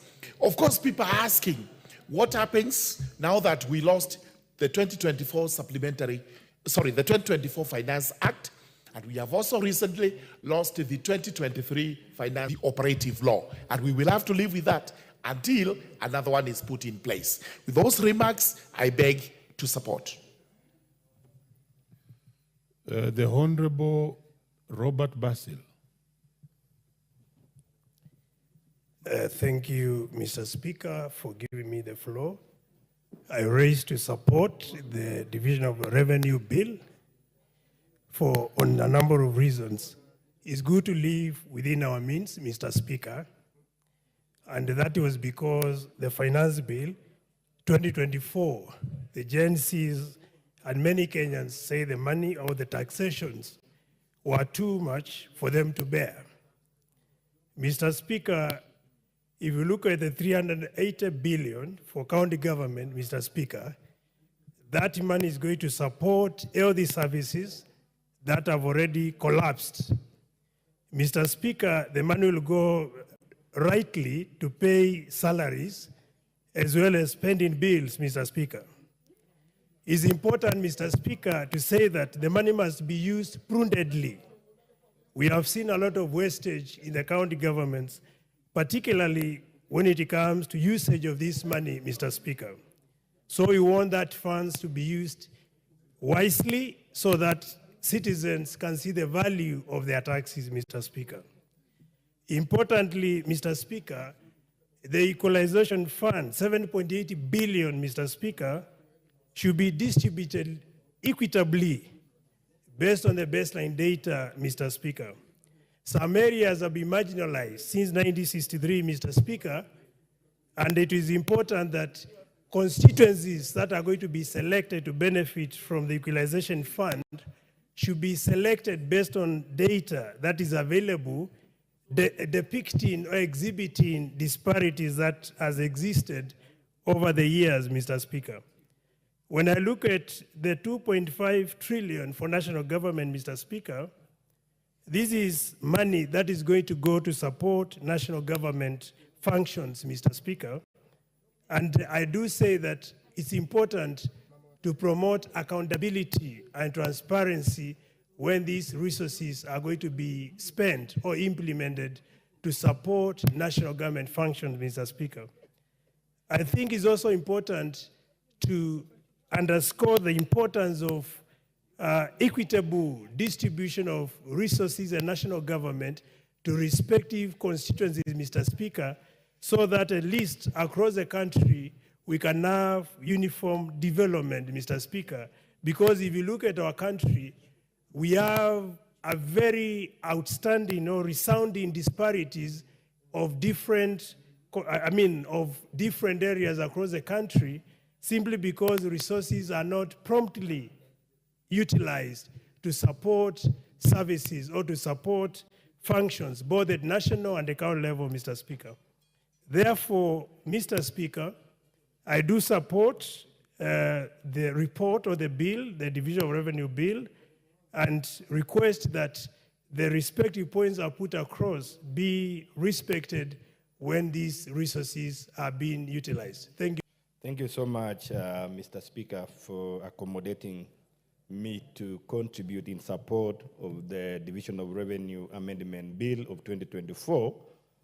Mr. Speaker, as colleagues, members of Parliament have said, and as we are aware of the unprecedented events that preceded the closure of last financial year, where the Finance Bill 2024 was rejected, all of us have found ourselves in this situation. It is a unique situation that has never ever happened before, and probably we are writing a new story in the Parliament of Kenya, where a situation like this has taken us to such discussion that probably it wasn't there before, had been predicted that would happen. We are aware the provisions of the Division of Revenue Act, Section 2, where there is a shortfall on revenue collection, the national government bears the loss. And when there is a success in exit of revenue collection, the national government does the same. But for this particular purpose, Mr. Speaker, we have been taken to this situation. And it's not a unique situation that is only caused by national government activity, but rather it is a process that was stopped by situation that arose by rejection of finance bill. It is the right time that we must speak to ourselves. What do we do at such a scenario and occasion? Mr. Speaker, the reduction of what had been earlier provided for under Division of Revenue and under sharing of equitable resources as per the Constitution of the Republic of Kenya, from 410 to the other side of this Parliament have also to find a reason to support the same. Why? Because as much as we would wish to take our hard position, the reality is that we don't have resources. That as we speak, Mr. Speaker, the development money for national government has been reduced to the tune of almost 150 billion. It means programs worth 150 billion will not be executed, leave alone even the intended programs to be executed. We are worried of the pending bills, programs that are ongoing, and resources have not been provided for. And therefore, it is high time now we need to discuss around Division of Revenue Act and amendments that is required, so that when such a scenario we are found in, we are able equitably be able to share the burden, so that as we seek to adjust from the national government point of view, from Parliament, from executive, from judiciary, every quarter has been affected. So the both the government units again should sit and be able to relook at their allocations on the other side. But nonetheless, to say this, Mr. Speaker, it is high time also we need to speak to our own source revenue from the county governments, because I know they have been going through challenges in meeting their targets. It is high time now that this particular scenario speaks to them, so that their intended development agenda and programs to spur and grow devolution now will be supported effectively by the resources that is endowed within them. Because most of the county governments have never ever managed to meet this particular scenario helps us now to speak to the Council of Governors, to speak to the devolved government units, so that they begin to relook at the laws governing the own source revenue. Because if they're able to maximize their collection, the same way now we are pushing ourselves to the last elastic limit, on the other side, if they're able to push further, they will reduce that direct dependency on the core functions that they have to discharge for the same to be able to meet the mandate of the devolved governments. Another issue, Mr. Speaker, that I want to put across is this, that even as we seek to put ourselves into a scenario of push and pull, it is high time also as Kenyans now we begin to look at the scenario and the situation we have been put in place. Probably other issues or other discussion need to come around. What are we going to do henceforth? Because, Mr. Speaker, you are aware, there is a case in court now, a ruling by the Court of Appeal invalidating the Finance Act of 2023. We are aware the Finance Act of 2023 was seeking to raise additional revenue of not less than 200 billion. I know appeal has been made to the Supreme Court, but who knows the outcome of that? I don't want to preempt the outcome of the ruling of the Supreme Court, but should it uphold what the Court of Appeal has said, already we are going into problems. And I think it is high time now as Kenyans, we need to ask ourselves the situation where we are in, where are we going to go? Already, if rulings of the court comes in, affecting the already affected, the basket that we have, now it's going to affect it further. Now we are discussing on division of revenue. I don't know whether we are aware supplementary 2 should be coming very soon. And this supplementary 2 should be coming. Who is going to survive in this? Will devolution survive? Will the national government survive? So, Mr. Speaker, I want to call on every other agencies that we want now to tread carefully, lest we collapse the country. Because with the advent challenges that is going to affect on existing framework of revenue raising, then we are going to collapse critical services that Kenyans are requiring. So with that, Mr. Speaker, I want to support this particular amendment and to request that henceforth now we need to have a discussion on how to absorb the reduction of the revenues, because we cannot survive on these ones. Thank you so much, Mr. Speaker. The Honorable Beatrice Elachi. Thank you, Mr. Speaker. Mr. Speaker, I also rise to support the report and to appreciate so far our Budget Committee and Chair for the work they have done. I know it's been a very, very tough year where we've had to repeat and to ensure that we just get into the timelines and the lines and the inspirations of what Kenyans want. And to appreciate that, yes, every sector will have to bear the burden, but more importantly, maybe it's going to teach us also a lesson on how to look at our budgets without really putting so much. And let's see how we perform with this. And it will give us now a way forward on what the president has always said, that he would wish that there will be a time when we have a budget that is itemized. And this will help us. But I know it is up to us in whatever little we have, and that is what we should be asking, Mr. Speaker. That is there a way we can have prudence, is that how good is it that we can go back and reflect and ensure that slowly by slowly we come out of IMF and all these things that have brought us to where we are today. But I also want to ask Kenyans that as much as we are doing that, as yes, we had this little, but we have one project, and the project is seen, the project is with quality, and can be quantified that it has spent public resources in prudence. The other thing, Mr. Speaker, as you look at the reports, we go now to the county governments. And I think even as we readjust everything, it is time we must also ask the county governments to now come openly, transparently. Judiciary must be now part of that. Judiciary must be now part of that good governance. And you must look at the public also and the interest of the public. You have left the country, we are just sorting out the public. You have left the country, we are just sorting out 2020, 2023, 2024, 2025. You have taken us now out completely. And so we are saying all the gains we had put even in the, and so we are saying all the gains we had put even in the other bill, as much as it had a lot of cry, there were issues of excise duty, there were issues of manufacturing, and now we are back to ground zero. And these are some of the things we must sit down. We don't need to complain, we don't need to talk about it on media, but we need to sit as two arms of government and get a better way. Yes, nobody can control the judges in terms of their judgments, but when the country is at a very vulnerable state like this, if we have any arm that is trying to bring us into a situation where you find our country going to the brinks, it will be very unfortunate, very unfortunate. So in the time when things are at the state we are in, we need every person, every arm of government to feel that indeed the formula we had for university students. The moment you quash all these things, you should be asking yourselves, where have we taken back help? Where have we done this? It is going to affect. So we are pleading with the judiciary. Look at everything as we move.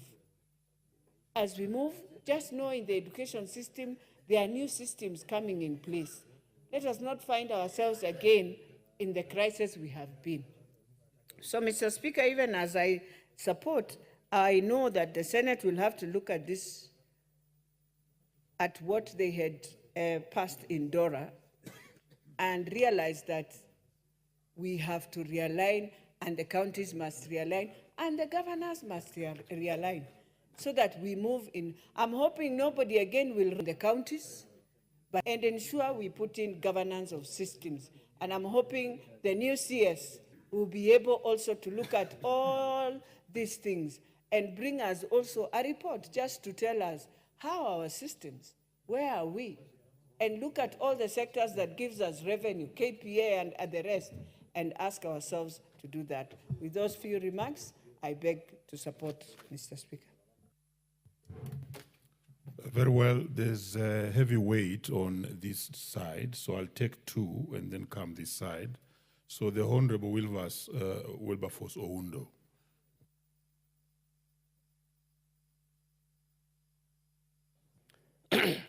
I stand to support the Division of Revenue Bill, Amendment Bill 2024. The Constitution of Kenya and Article 203 is explicitly clear on what needs to be considered in the allocation of funds between the two levels of government. And one of the two conditions I want to highlight, Honorable Speaker, is that the allocation should be in such a manner that allows the country governments to perform effectively and deliver services to the people of Kenya. Because the hallmark or the thrust of devolution was to enable services to be devolved adequately to the people of Kenya. The question we keep on asking and will continuously ask until somebody will have the courage to tell us so, is the amount given excessive or is it inadequate? That's the question we need to ask. Has there been any form of costing of the services to ascertain how much does it cost to provide health care to a particular person? How much does it cost to provide water to a particular person? How much does it cost to provide water or other services to any particular person?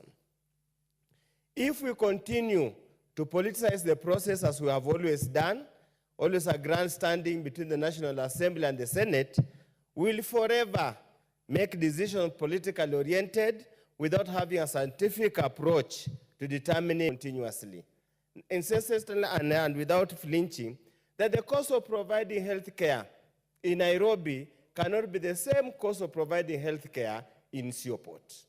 They're completely different.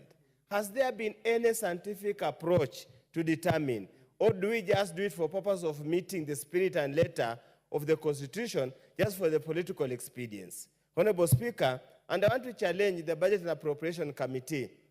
From where I sit, the Parliamentary Budget Office is well resourced. The heads are fairly very educated people and experienced people. They can take this research or this develop a model, even if the Commission of Revenue Allocation is only interested in allocating funds between the two levels of government. Honorable Speaker, the other aspect that is very clear in the Constitution is the issue of physical discipline and effective use of resources. I wonder if there's any single time before we do a DORA, whether the committee, Budget Appropriation Committee, ever calls for any report to indicate this is the situation, what we have, this is the amount we have given. Has it been effectively and efficiently used? Do we even, when we do the counter revenue allocation bill, do we ever punish any particular county that has been wasteful in the utilization of public funds, that has not allocated funds as required in the PFM Act between recurrent expenditure and development expenditure, so that we punish those who fail to comply and reward those who comply, Honorable Speaker. Honorable Speaker, in the same vein, and Honorable Lachi has mentioned, the county governments were never supposed to be cost centers. What they're supposed to be as well as revenue generating centers. Where does the own source revenue go to, Honorable Speaker? For heaven's sake, why would Nairobi County require money from the Treasury? Why? The land in Nairobi alone, the land rates in Nairobi alone are enough to run the affairs of Nairobi without having to depend on the National Treasury. Are we able to ask those hard questions? Or are we so timid politically that we do not have the courage to ask these questions and get answers, Honorable Speaker? It is time that we get away from this minimalistic approach and this approach that we simply have to do what the Constitution says. Are we able to question? Many of us, if you ask a typical ordinary Kenyan, anytime he recognizes CDF more than county government projects. Why? And considering the CDF is just a very paltry, it's a very small element of the money compared to the funds given to the counties. We must now, time has come, we must interrogate. And I want to ask the chair, Public Accounts Committee, yes, will be put under pressure. Orders will come from the house in the hill. You must comply. But have the courage to even have it in the report, your report, questioning, are we having value for money for the funds that we are allocating to the county governments?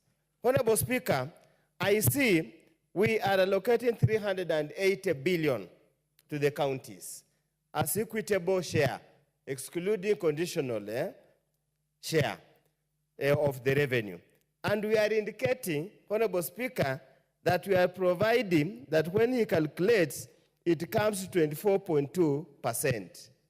Honorable Speaker, that's not true. And it's good to be very factual and realistic to the people of Kenya.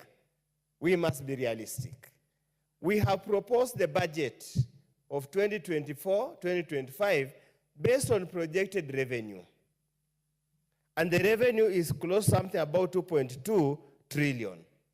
If you do a calculation, Honorable Speaker, it is not 24%. Let's be factual and realistic to the people of Kenya. Tell them the truth that we are basically Order, paying 17. Honorable.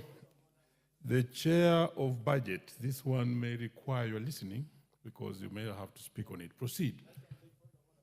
Chair, I know. A point of order. Thank you, Mr. Speaker. I didn't intend to interrupt my good friend, Dr. Udo, but I think for the sake of informing Kenyans without misleading them, Dr. Udo knows very well the sharing is on audited and approved reports. It's not on the projected revenue. I think it's important to go on record.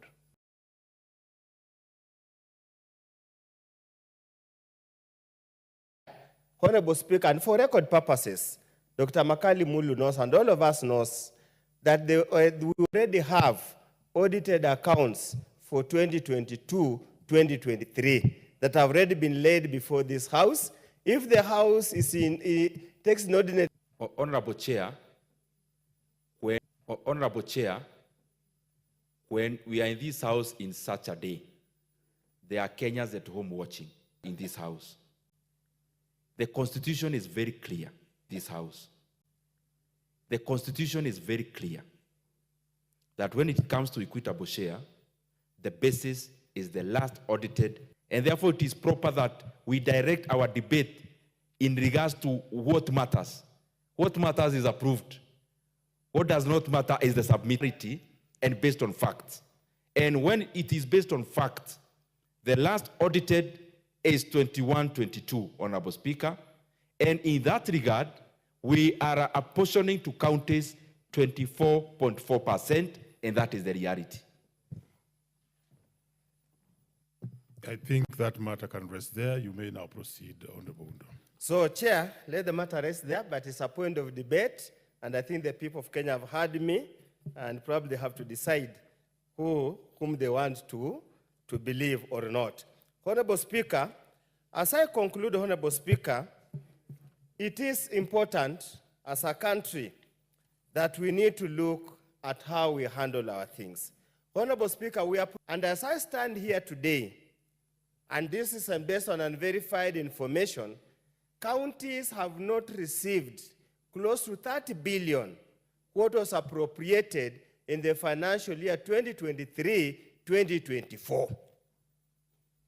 Again, misleading the nation that we have given them a certain percentage, yet the truth of the matter, you have not disbursed all the money. On the truth of the matter, you have not disbursed all the money.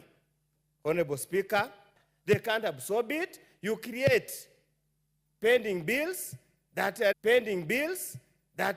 artificial or whatever it is. When the funds come, Honorable Speaker, on the last day, the guys in charge in the treasury, the counties, compete to loot the money. Compete to loot the money. Allocate whoever has not done anything. So at the end of the day, when the auditors go, what do they see? Funds were spent. There is no project that was ever undertaken. Or if it was undertaken in such a manner, it adds no value to the people of Kenya. I just hope whoever will get the treasury as the CS for treasury and I'm praying for Honorable John Mbadi to get, I hope he will have the courage, he will be given the latitude, he will be given the responsibility to Treasury. Honorable Speaker, those few remarks I support. The Honorable Joseph McClap.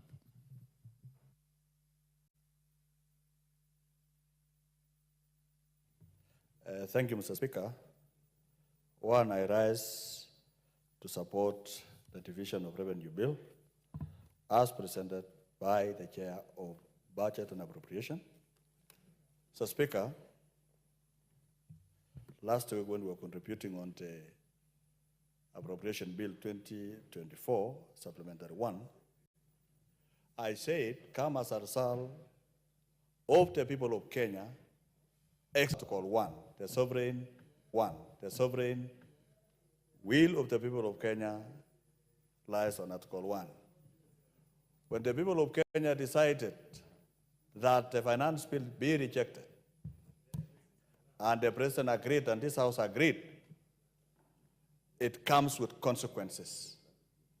And these consequences, Mr. Speaker, are supposed to be revenues on which the Kenyan taxpayers' money are channeled to the county governments and the national governments.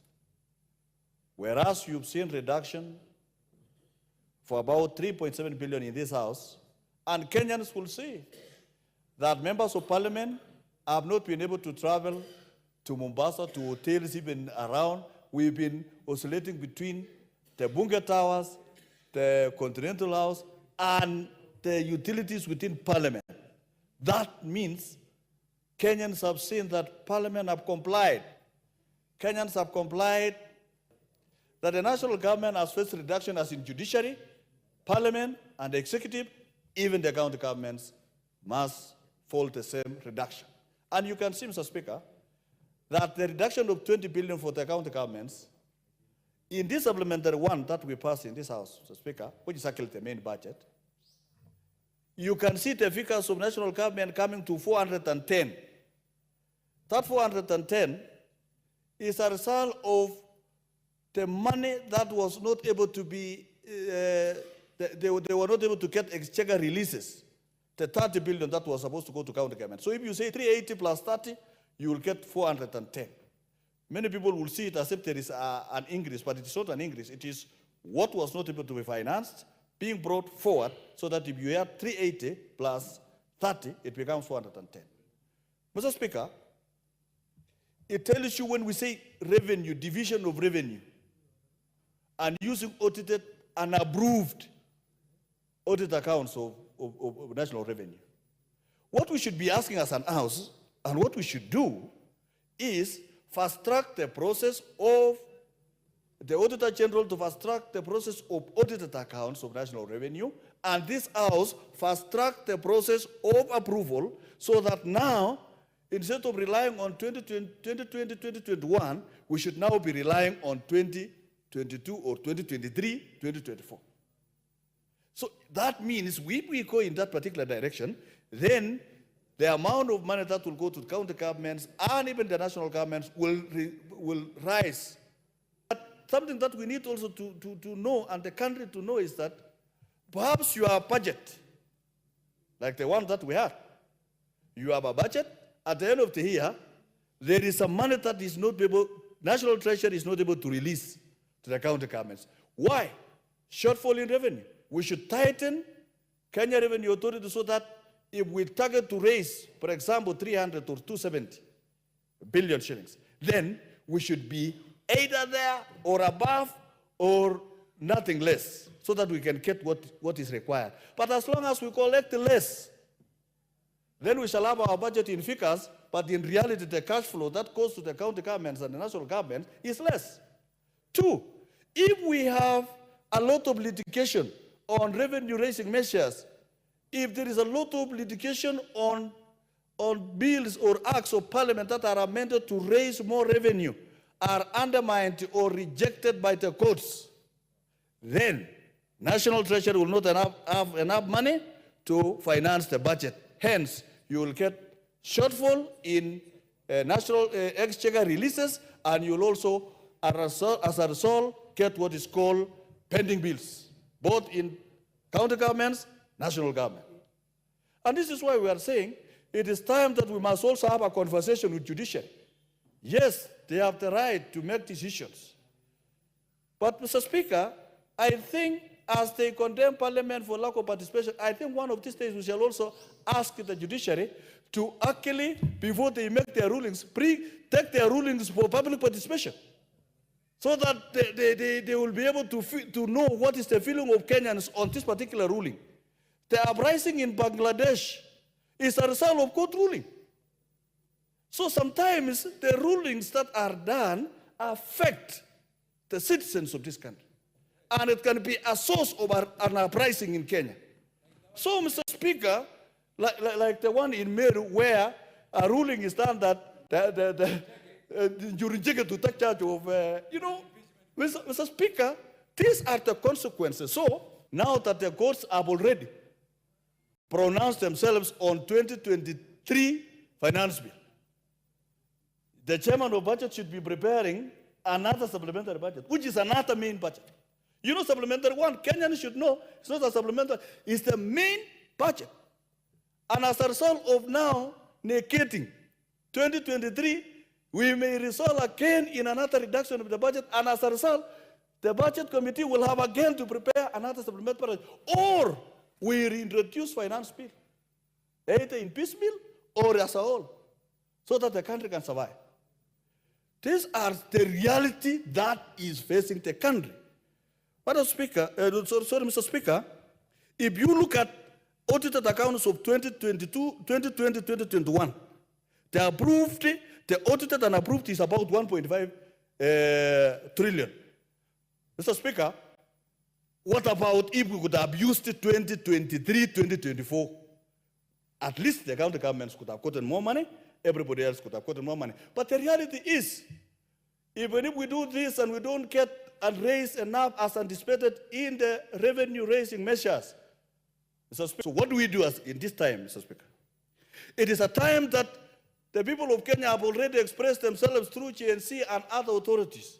It is time that we must be able to learn to live within our means. I am very sure the influence in the county governments, if county governments were to live within their means and cost their programs, the functions of the county governments, if costed, how much will it cost and how will it develop the country?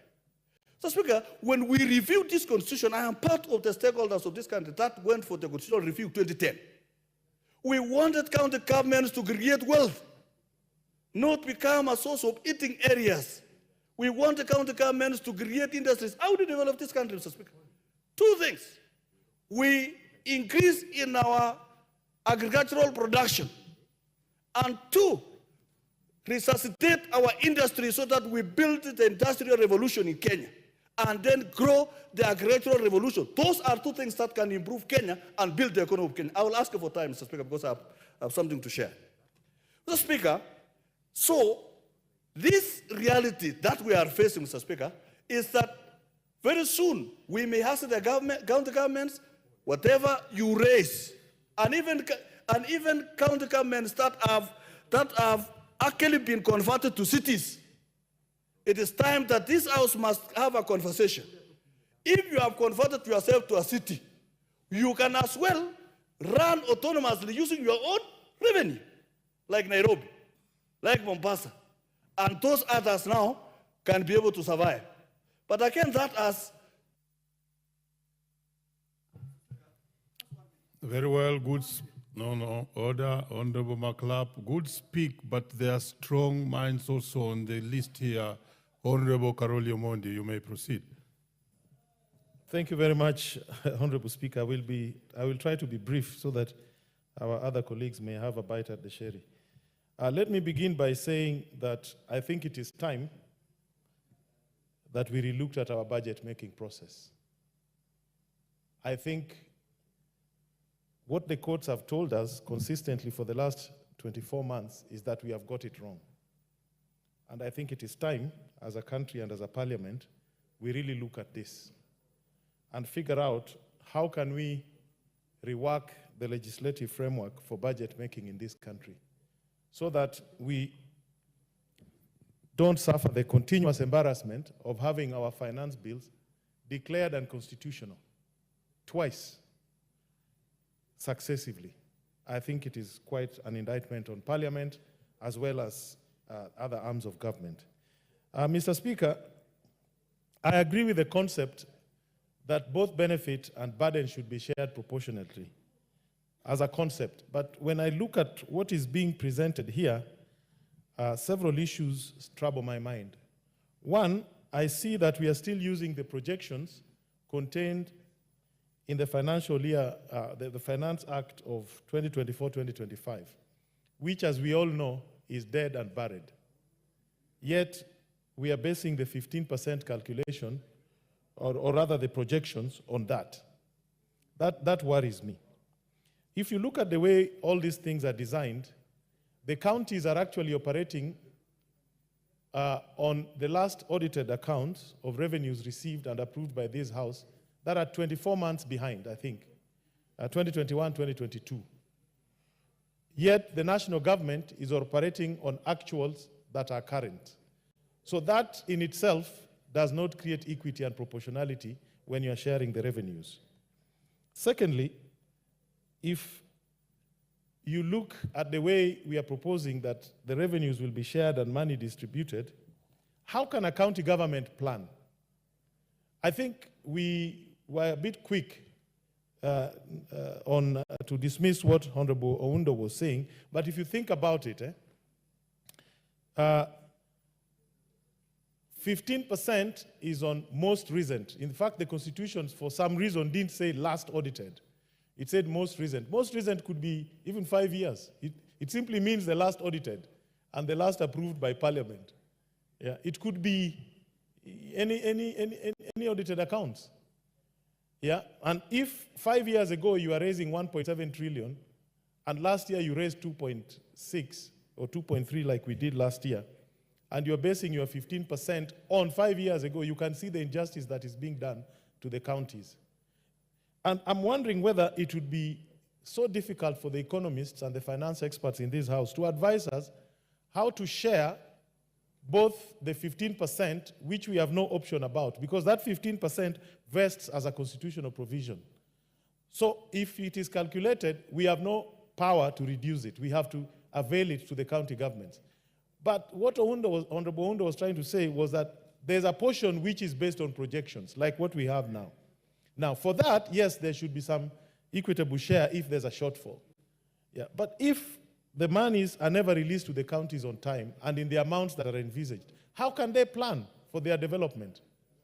I think there's a very fundamental question here that we need to discuss and see whether or not it is time to review both the provisions of Article 203 of the Constitution as well as the framework that we have for budget making, especially as they relate to revenue sharing, division of revenue, and disbursement of funds to the counties. Because if this continues, I can assure you, a very quick look at the current proposals in this particular bill, I can guarantee there'll be litigation. And going by recent precedent, we don't know how that will go. And my suggestion would be that this House sits down and relooks at the entire budget-making framework, and we get it right. I think we have good economists, we have good lawyers, we have good finance experts, we have good public sector experts. We need to relook at this process. Otherwise, we will keep going round in circles and never delivering on the promise of devolution. Thank you very much, Honorable Speaker. The Honorable Joseph Oyula is in the House.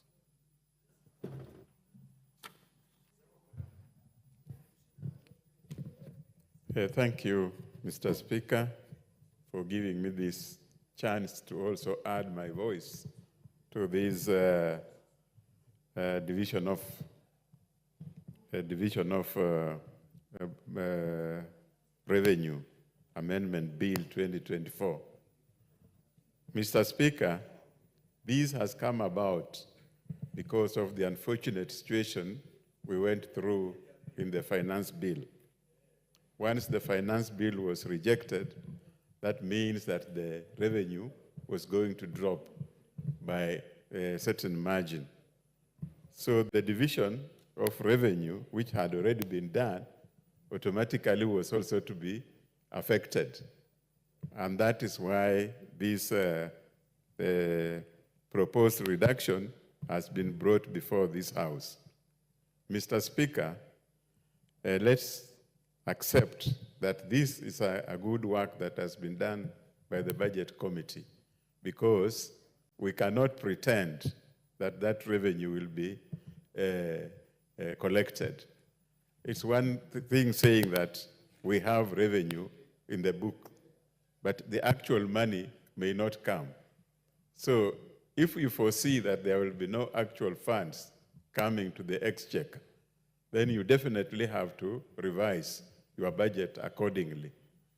It is important to live within our means, and that's why this exercise is important, both to the country and to this House. Mr. Speaker, the arithmetic that has been done is also good. The Budget Committee has worked very hard to make sure that they reduce any complaints from any source. Mr. Speaker, this proposed division as reduced or as adjusted by the Budget Committee should be supported. And the county government should be asked. County government has enough sources of revenue. If they miss it from the exchequer, they should be able to raise more than enough from their locally generated revenue. It's only unfortunate that most county governments do not realize the importance of collecting revenue locally. They want to depend on what they get from the national government. Yet, if you compare the revenue they used to raise in the past during county councils, it was much more than what they are raising now.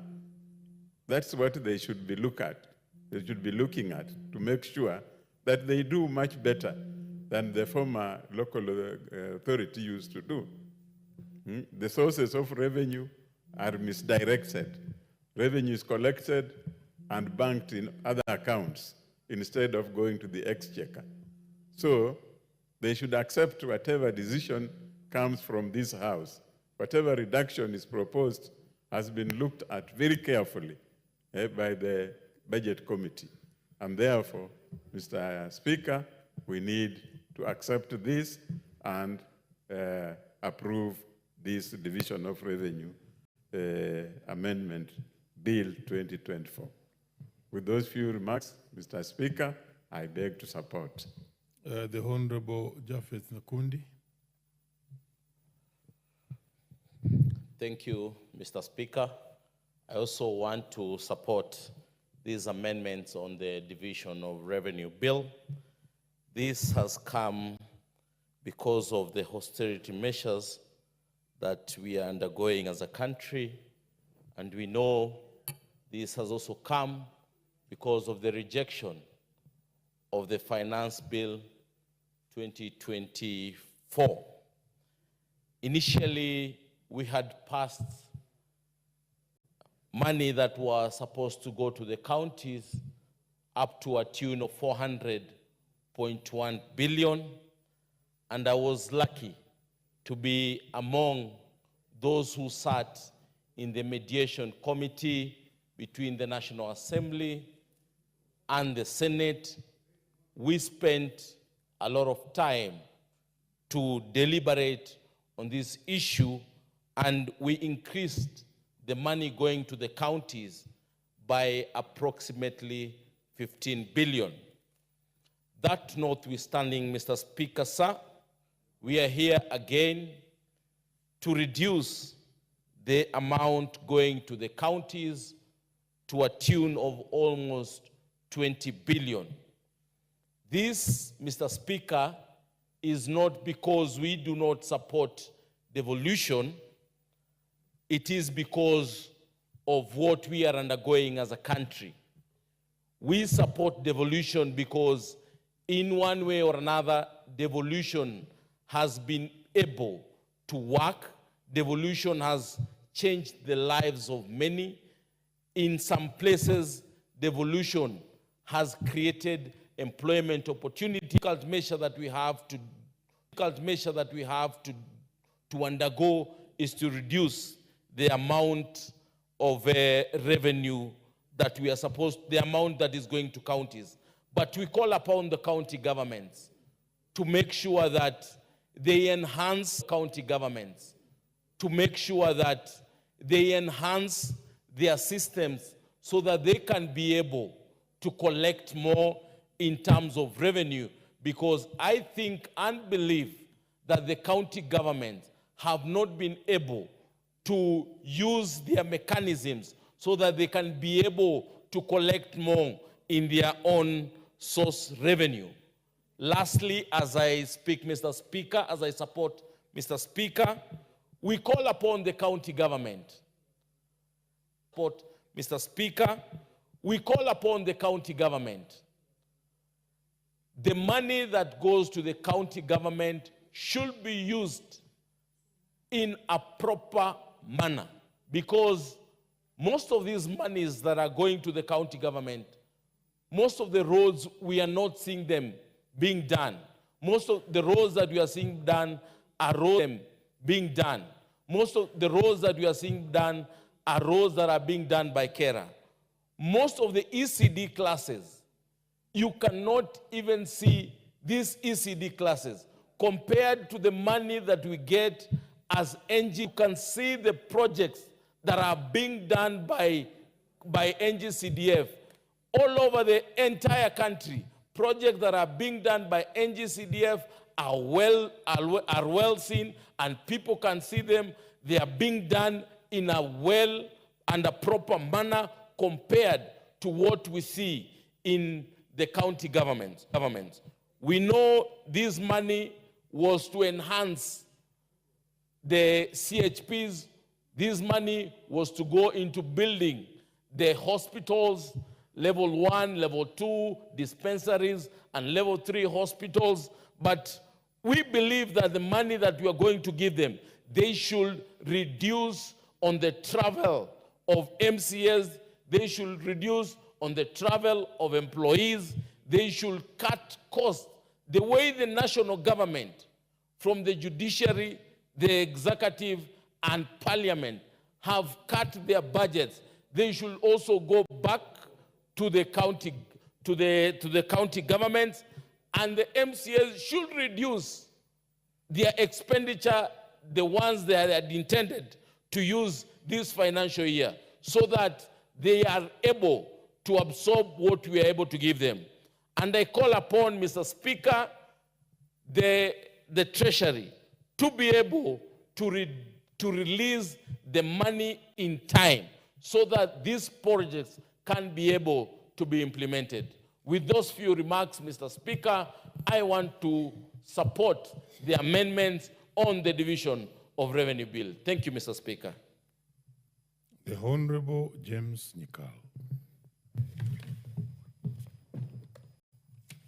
Thank you, Mr. Speaker, for giving me this opportunity. Mr. Speaker, I rise to actually support the division of revenue bill, which has come as a result of the circumstances we have just gone through. Mr. Speaker, it then gives us the opportunity to reflect on how we do our things, how to respond to the needs and the feelings of our people, so that next time we do not get ourselves into these circumstances. What we went through was not a surprise at all. It came along, we looked at it, we were told, but we went our own way, as if we elect ourselves to this house. Mr. Speaker, but this is justifiable. That having happened, we have to reduce the funds that we can give out. And in this case, to the counties, reduction is going to be about 20 billion. It's unavoidable at this time. But Mr. Speaker, it may also lead us to think that traditionally we do the budget, then we raise the money. Maybe we should start thinking, could we probably raise the money and see the money we can raise and then do the budget. That is just a thought. But whatever it is, the shortfall must be addressed. So, Speaker, I'll only raise a few things. The chair of budget raised an issue of when we have a shortfall or when you have a surplus, what should we do? Logic dictates that actually, if there's a shortfall, it should actually be shared proportionately. Or if there's a surplus, it should be shared proportionately. However, Mr. Speaker, that should be under the assumption that all the money that we put in the books actually get released to the counties. Because right now, counties can tell you there are a lot of funds that they have not released that they expected. So if you're going to think of sharing the surplus and sharing the shortfall, we must also think, do we appropriately and adequately release the funds? So, Speaker, whenever we discuss the division of revenue bill, although this is just a revision, it always makes me think of, have we looked at our devolution in details? It's now over 10 years, but you still see issues that to some extent are linked to the structures of the devolution that we should have overcome by now. Mr. Speaker, if you look at the functions, up to today, we are still talking of, do we know what it cost to run the functions at the county? We had a transition authority that actually failed to do its job. Again, because of structure. The transition authority was actually placed in a ministry. Its counterpart, or that was administrative, but if you look at the legal aspect, which was the Commission for the Implementation of the Constitution, that was a body, and actually all the laws were looked at. So that is something we should look at. It didn't happen, but I think it is something that we should now do. It has been talked about long enough. The other aspect of devolution that comes to mind is the functions. Mr. Speaker, if you look at the functions, generally, policies and standards are a function of the national government, while a lot of services are functions of the county governments. But you still have a lot of funds that actually remain at the national level. The devolution of functions are really not complete in my mind. If you look at health, for example, still a lot of functions that actually could be in the counties are, whether it is health, whether it is water, whether it is agriculture, whether it is early childhood education, what the county government does is actually not linked to the policies that are actually done by the national government, which also just concerns itself with delivery, not just in the functions that are national, like education, security. But if you look at it carefully, it actually doubles into what would have been done at the county. And yet, the issue of policy and standards actually remains unaddressed because the national government is not doing that. The other issue that we probably look at is the budget process. If you look at it, by the time we're doing the budget policy statement, which is what gives up to the division of revenue bill, you actually find that the National Assembly, which deals with that, knows very little of what the needs of the counties are. And every time we have actually had to go into negotiations, and every time they come from there, you say, now we understood what the county needs. It should not be at that time when we have disagreed that we are now understanding. And I've always thought that probably if IBEC took this matter seriously, together with the Commission of Revenue Allocation, by the time we are going, the needs of the county should actually be compiled and should even be available to the National Assembly to look through, and definitely to the Senate, so that you don't have a situation like even now when we are saying we have given above the constitutional requirement of 15%, you find that 75% of the money is still with the national government. So, Mr. Speaker, I think these are issues we should look at. We really need to look at what does IBEC do, what does the Commission of Revenue Allocation do, the information they have, how does it feed into the discussion during the division of revenue. Finally, Mr. Speaker, we also should now, as all the members have said, look seriously on the local revenue to be raised by the counties. I know they deal with it locally, but actually doing sharing, we know very clearly what they are going to raise as A in A. On the other hand, we have no idea what the counties are going to raise. So again, in that area, we are actually in the dark. So I think we should look at all this in our devolution. Maybe it is sometime to look at the Constitution again, particularly in relating to resources, so that we actually tidy that up together. So with that, Mr. Speaker, I do support this bill. Very well, the Honorable Julius Melly. Thank you, Mr. Speaker. Mr. Speaker, I rise to support the Division of Revenue Bill. This is a very important bill, Mr. Speaker, that actually appropriates revenue across all levels of government as per the Constitution. The Constitution is very clear, Honorable Speaker, on how revenue is supposed to be shared amongst the two levels of government, and on top of that, also on what we call the equitable share.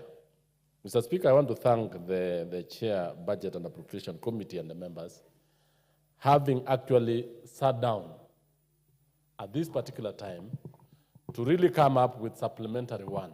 Supplementary one is essentially the appropriation bill that we lost as a result of the cancellation of the Finance Bill 2024-2025. Honorable Speaker, the Chair, Budget and the Budget Committee members actually have gone through to ensure that what was actually dropped was occasioned by the dropping of the Finance Bill is actually legalized through this appropriation bill. And in effect, they even went down to ensure that the laws or the Constitution is followed, that what we are sharing with counties is what we have. Two, they even went to look into non-core areas that are not essential. That is why non-core areas have actually been cut down in this particular budget.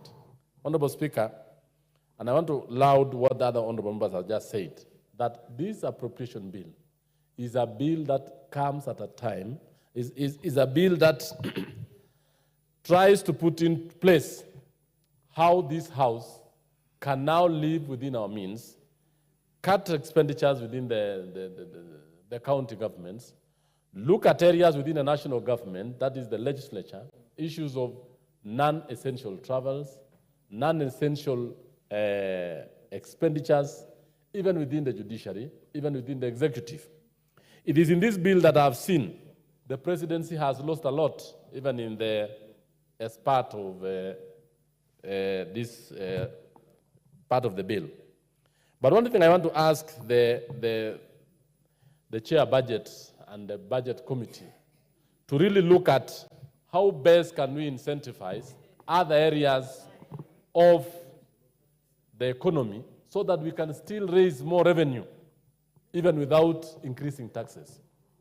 We have areas where we can actually talk about and really make sure that as we move forward, we need to ask the KRA to really tell us which areas can we actually look into. What can we do to those large revenue raising areas, those large taxpayers, so that we can expand the base, so that we can make sure that as much as we we have not raised taxes the way the Kenyans said. We have been able to incentivize some of the companies, some of the large taxpayers, to make sure that we raise more revenue. County governments need to also go the same direction, Honorable Speaker, especially in reducing expenditure on non-core areas. Issues of travels, issues of which are not essential, and make sure that the small businesses, the small SMEs are actually made to grow across counties. Large counties that can be able to raise revenue, like Eldoret Town, was Kisumu, Mombasa, Nairobi. Those county government needs to sit down and look on how best businesses can grow in those towns and therefore raise their own. By the chair of the budget committee, this division of revenue relies on the last audited accounts. And I want to commend them because as we speak, as per the last audited accounts, they have managed to give 24%. And I think Honorable Makale Mulu, who is an authority in this field, has actually said the same, that as much as we are looking at the last audited accounts, we also need to go back and evaluate on the performances of all the remittances that we gave to counties and national government as part of auditing, to know which areas are going to yield more in terms of investment. And I want to go specifically to the issues that is affecting maybe the education sector and even other sectors that are actually very important for this country. As much as education is a service provider, it is very essential to have a well-educated civil service, a well-educated population. It will even be very easy to interpret government policies. It will even be very easy to understand government programs.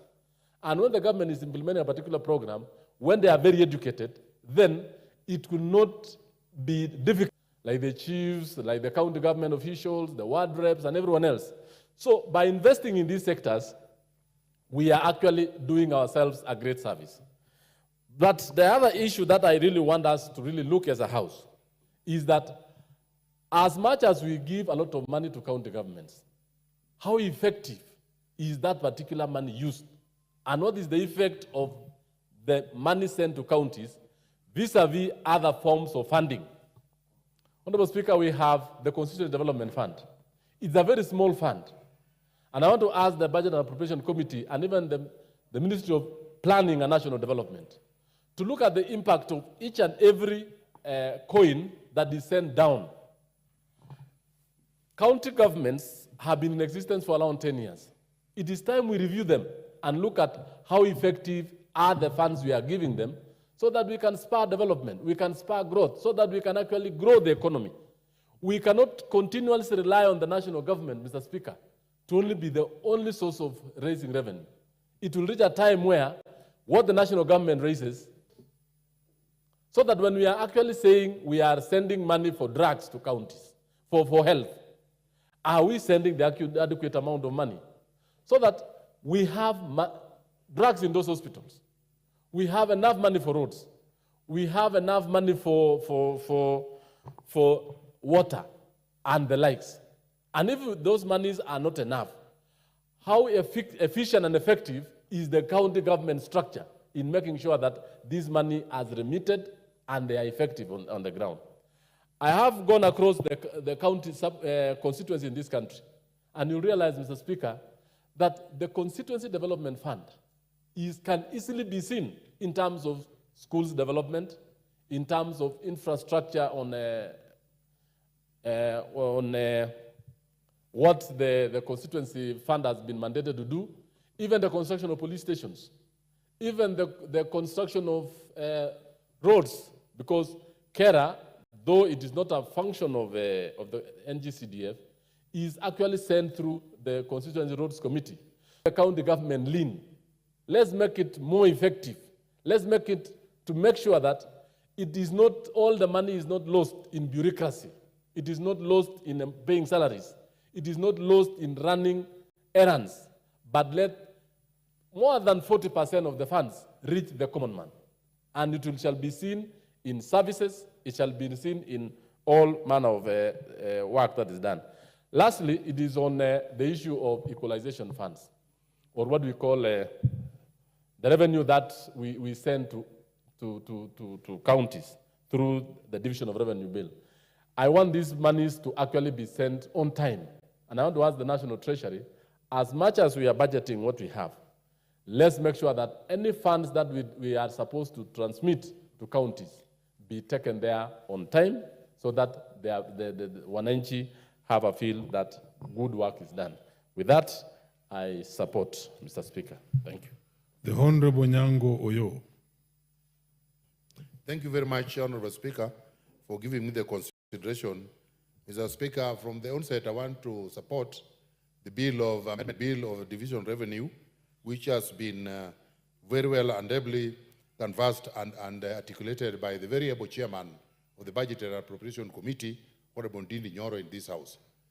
Honorable Speaker, I want to support by saying that we are very happy that the government has done all to make sure that changes are made to enable it to meet the aspiration of our budget, which move that has necessitated various cuts in various essential services.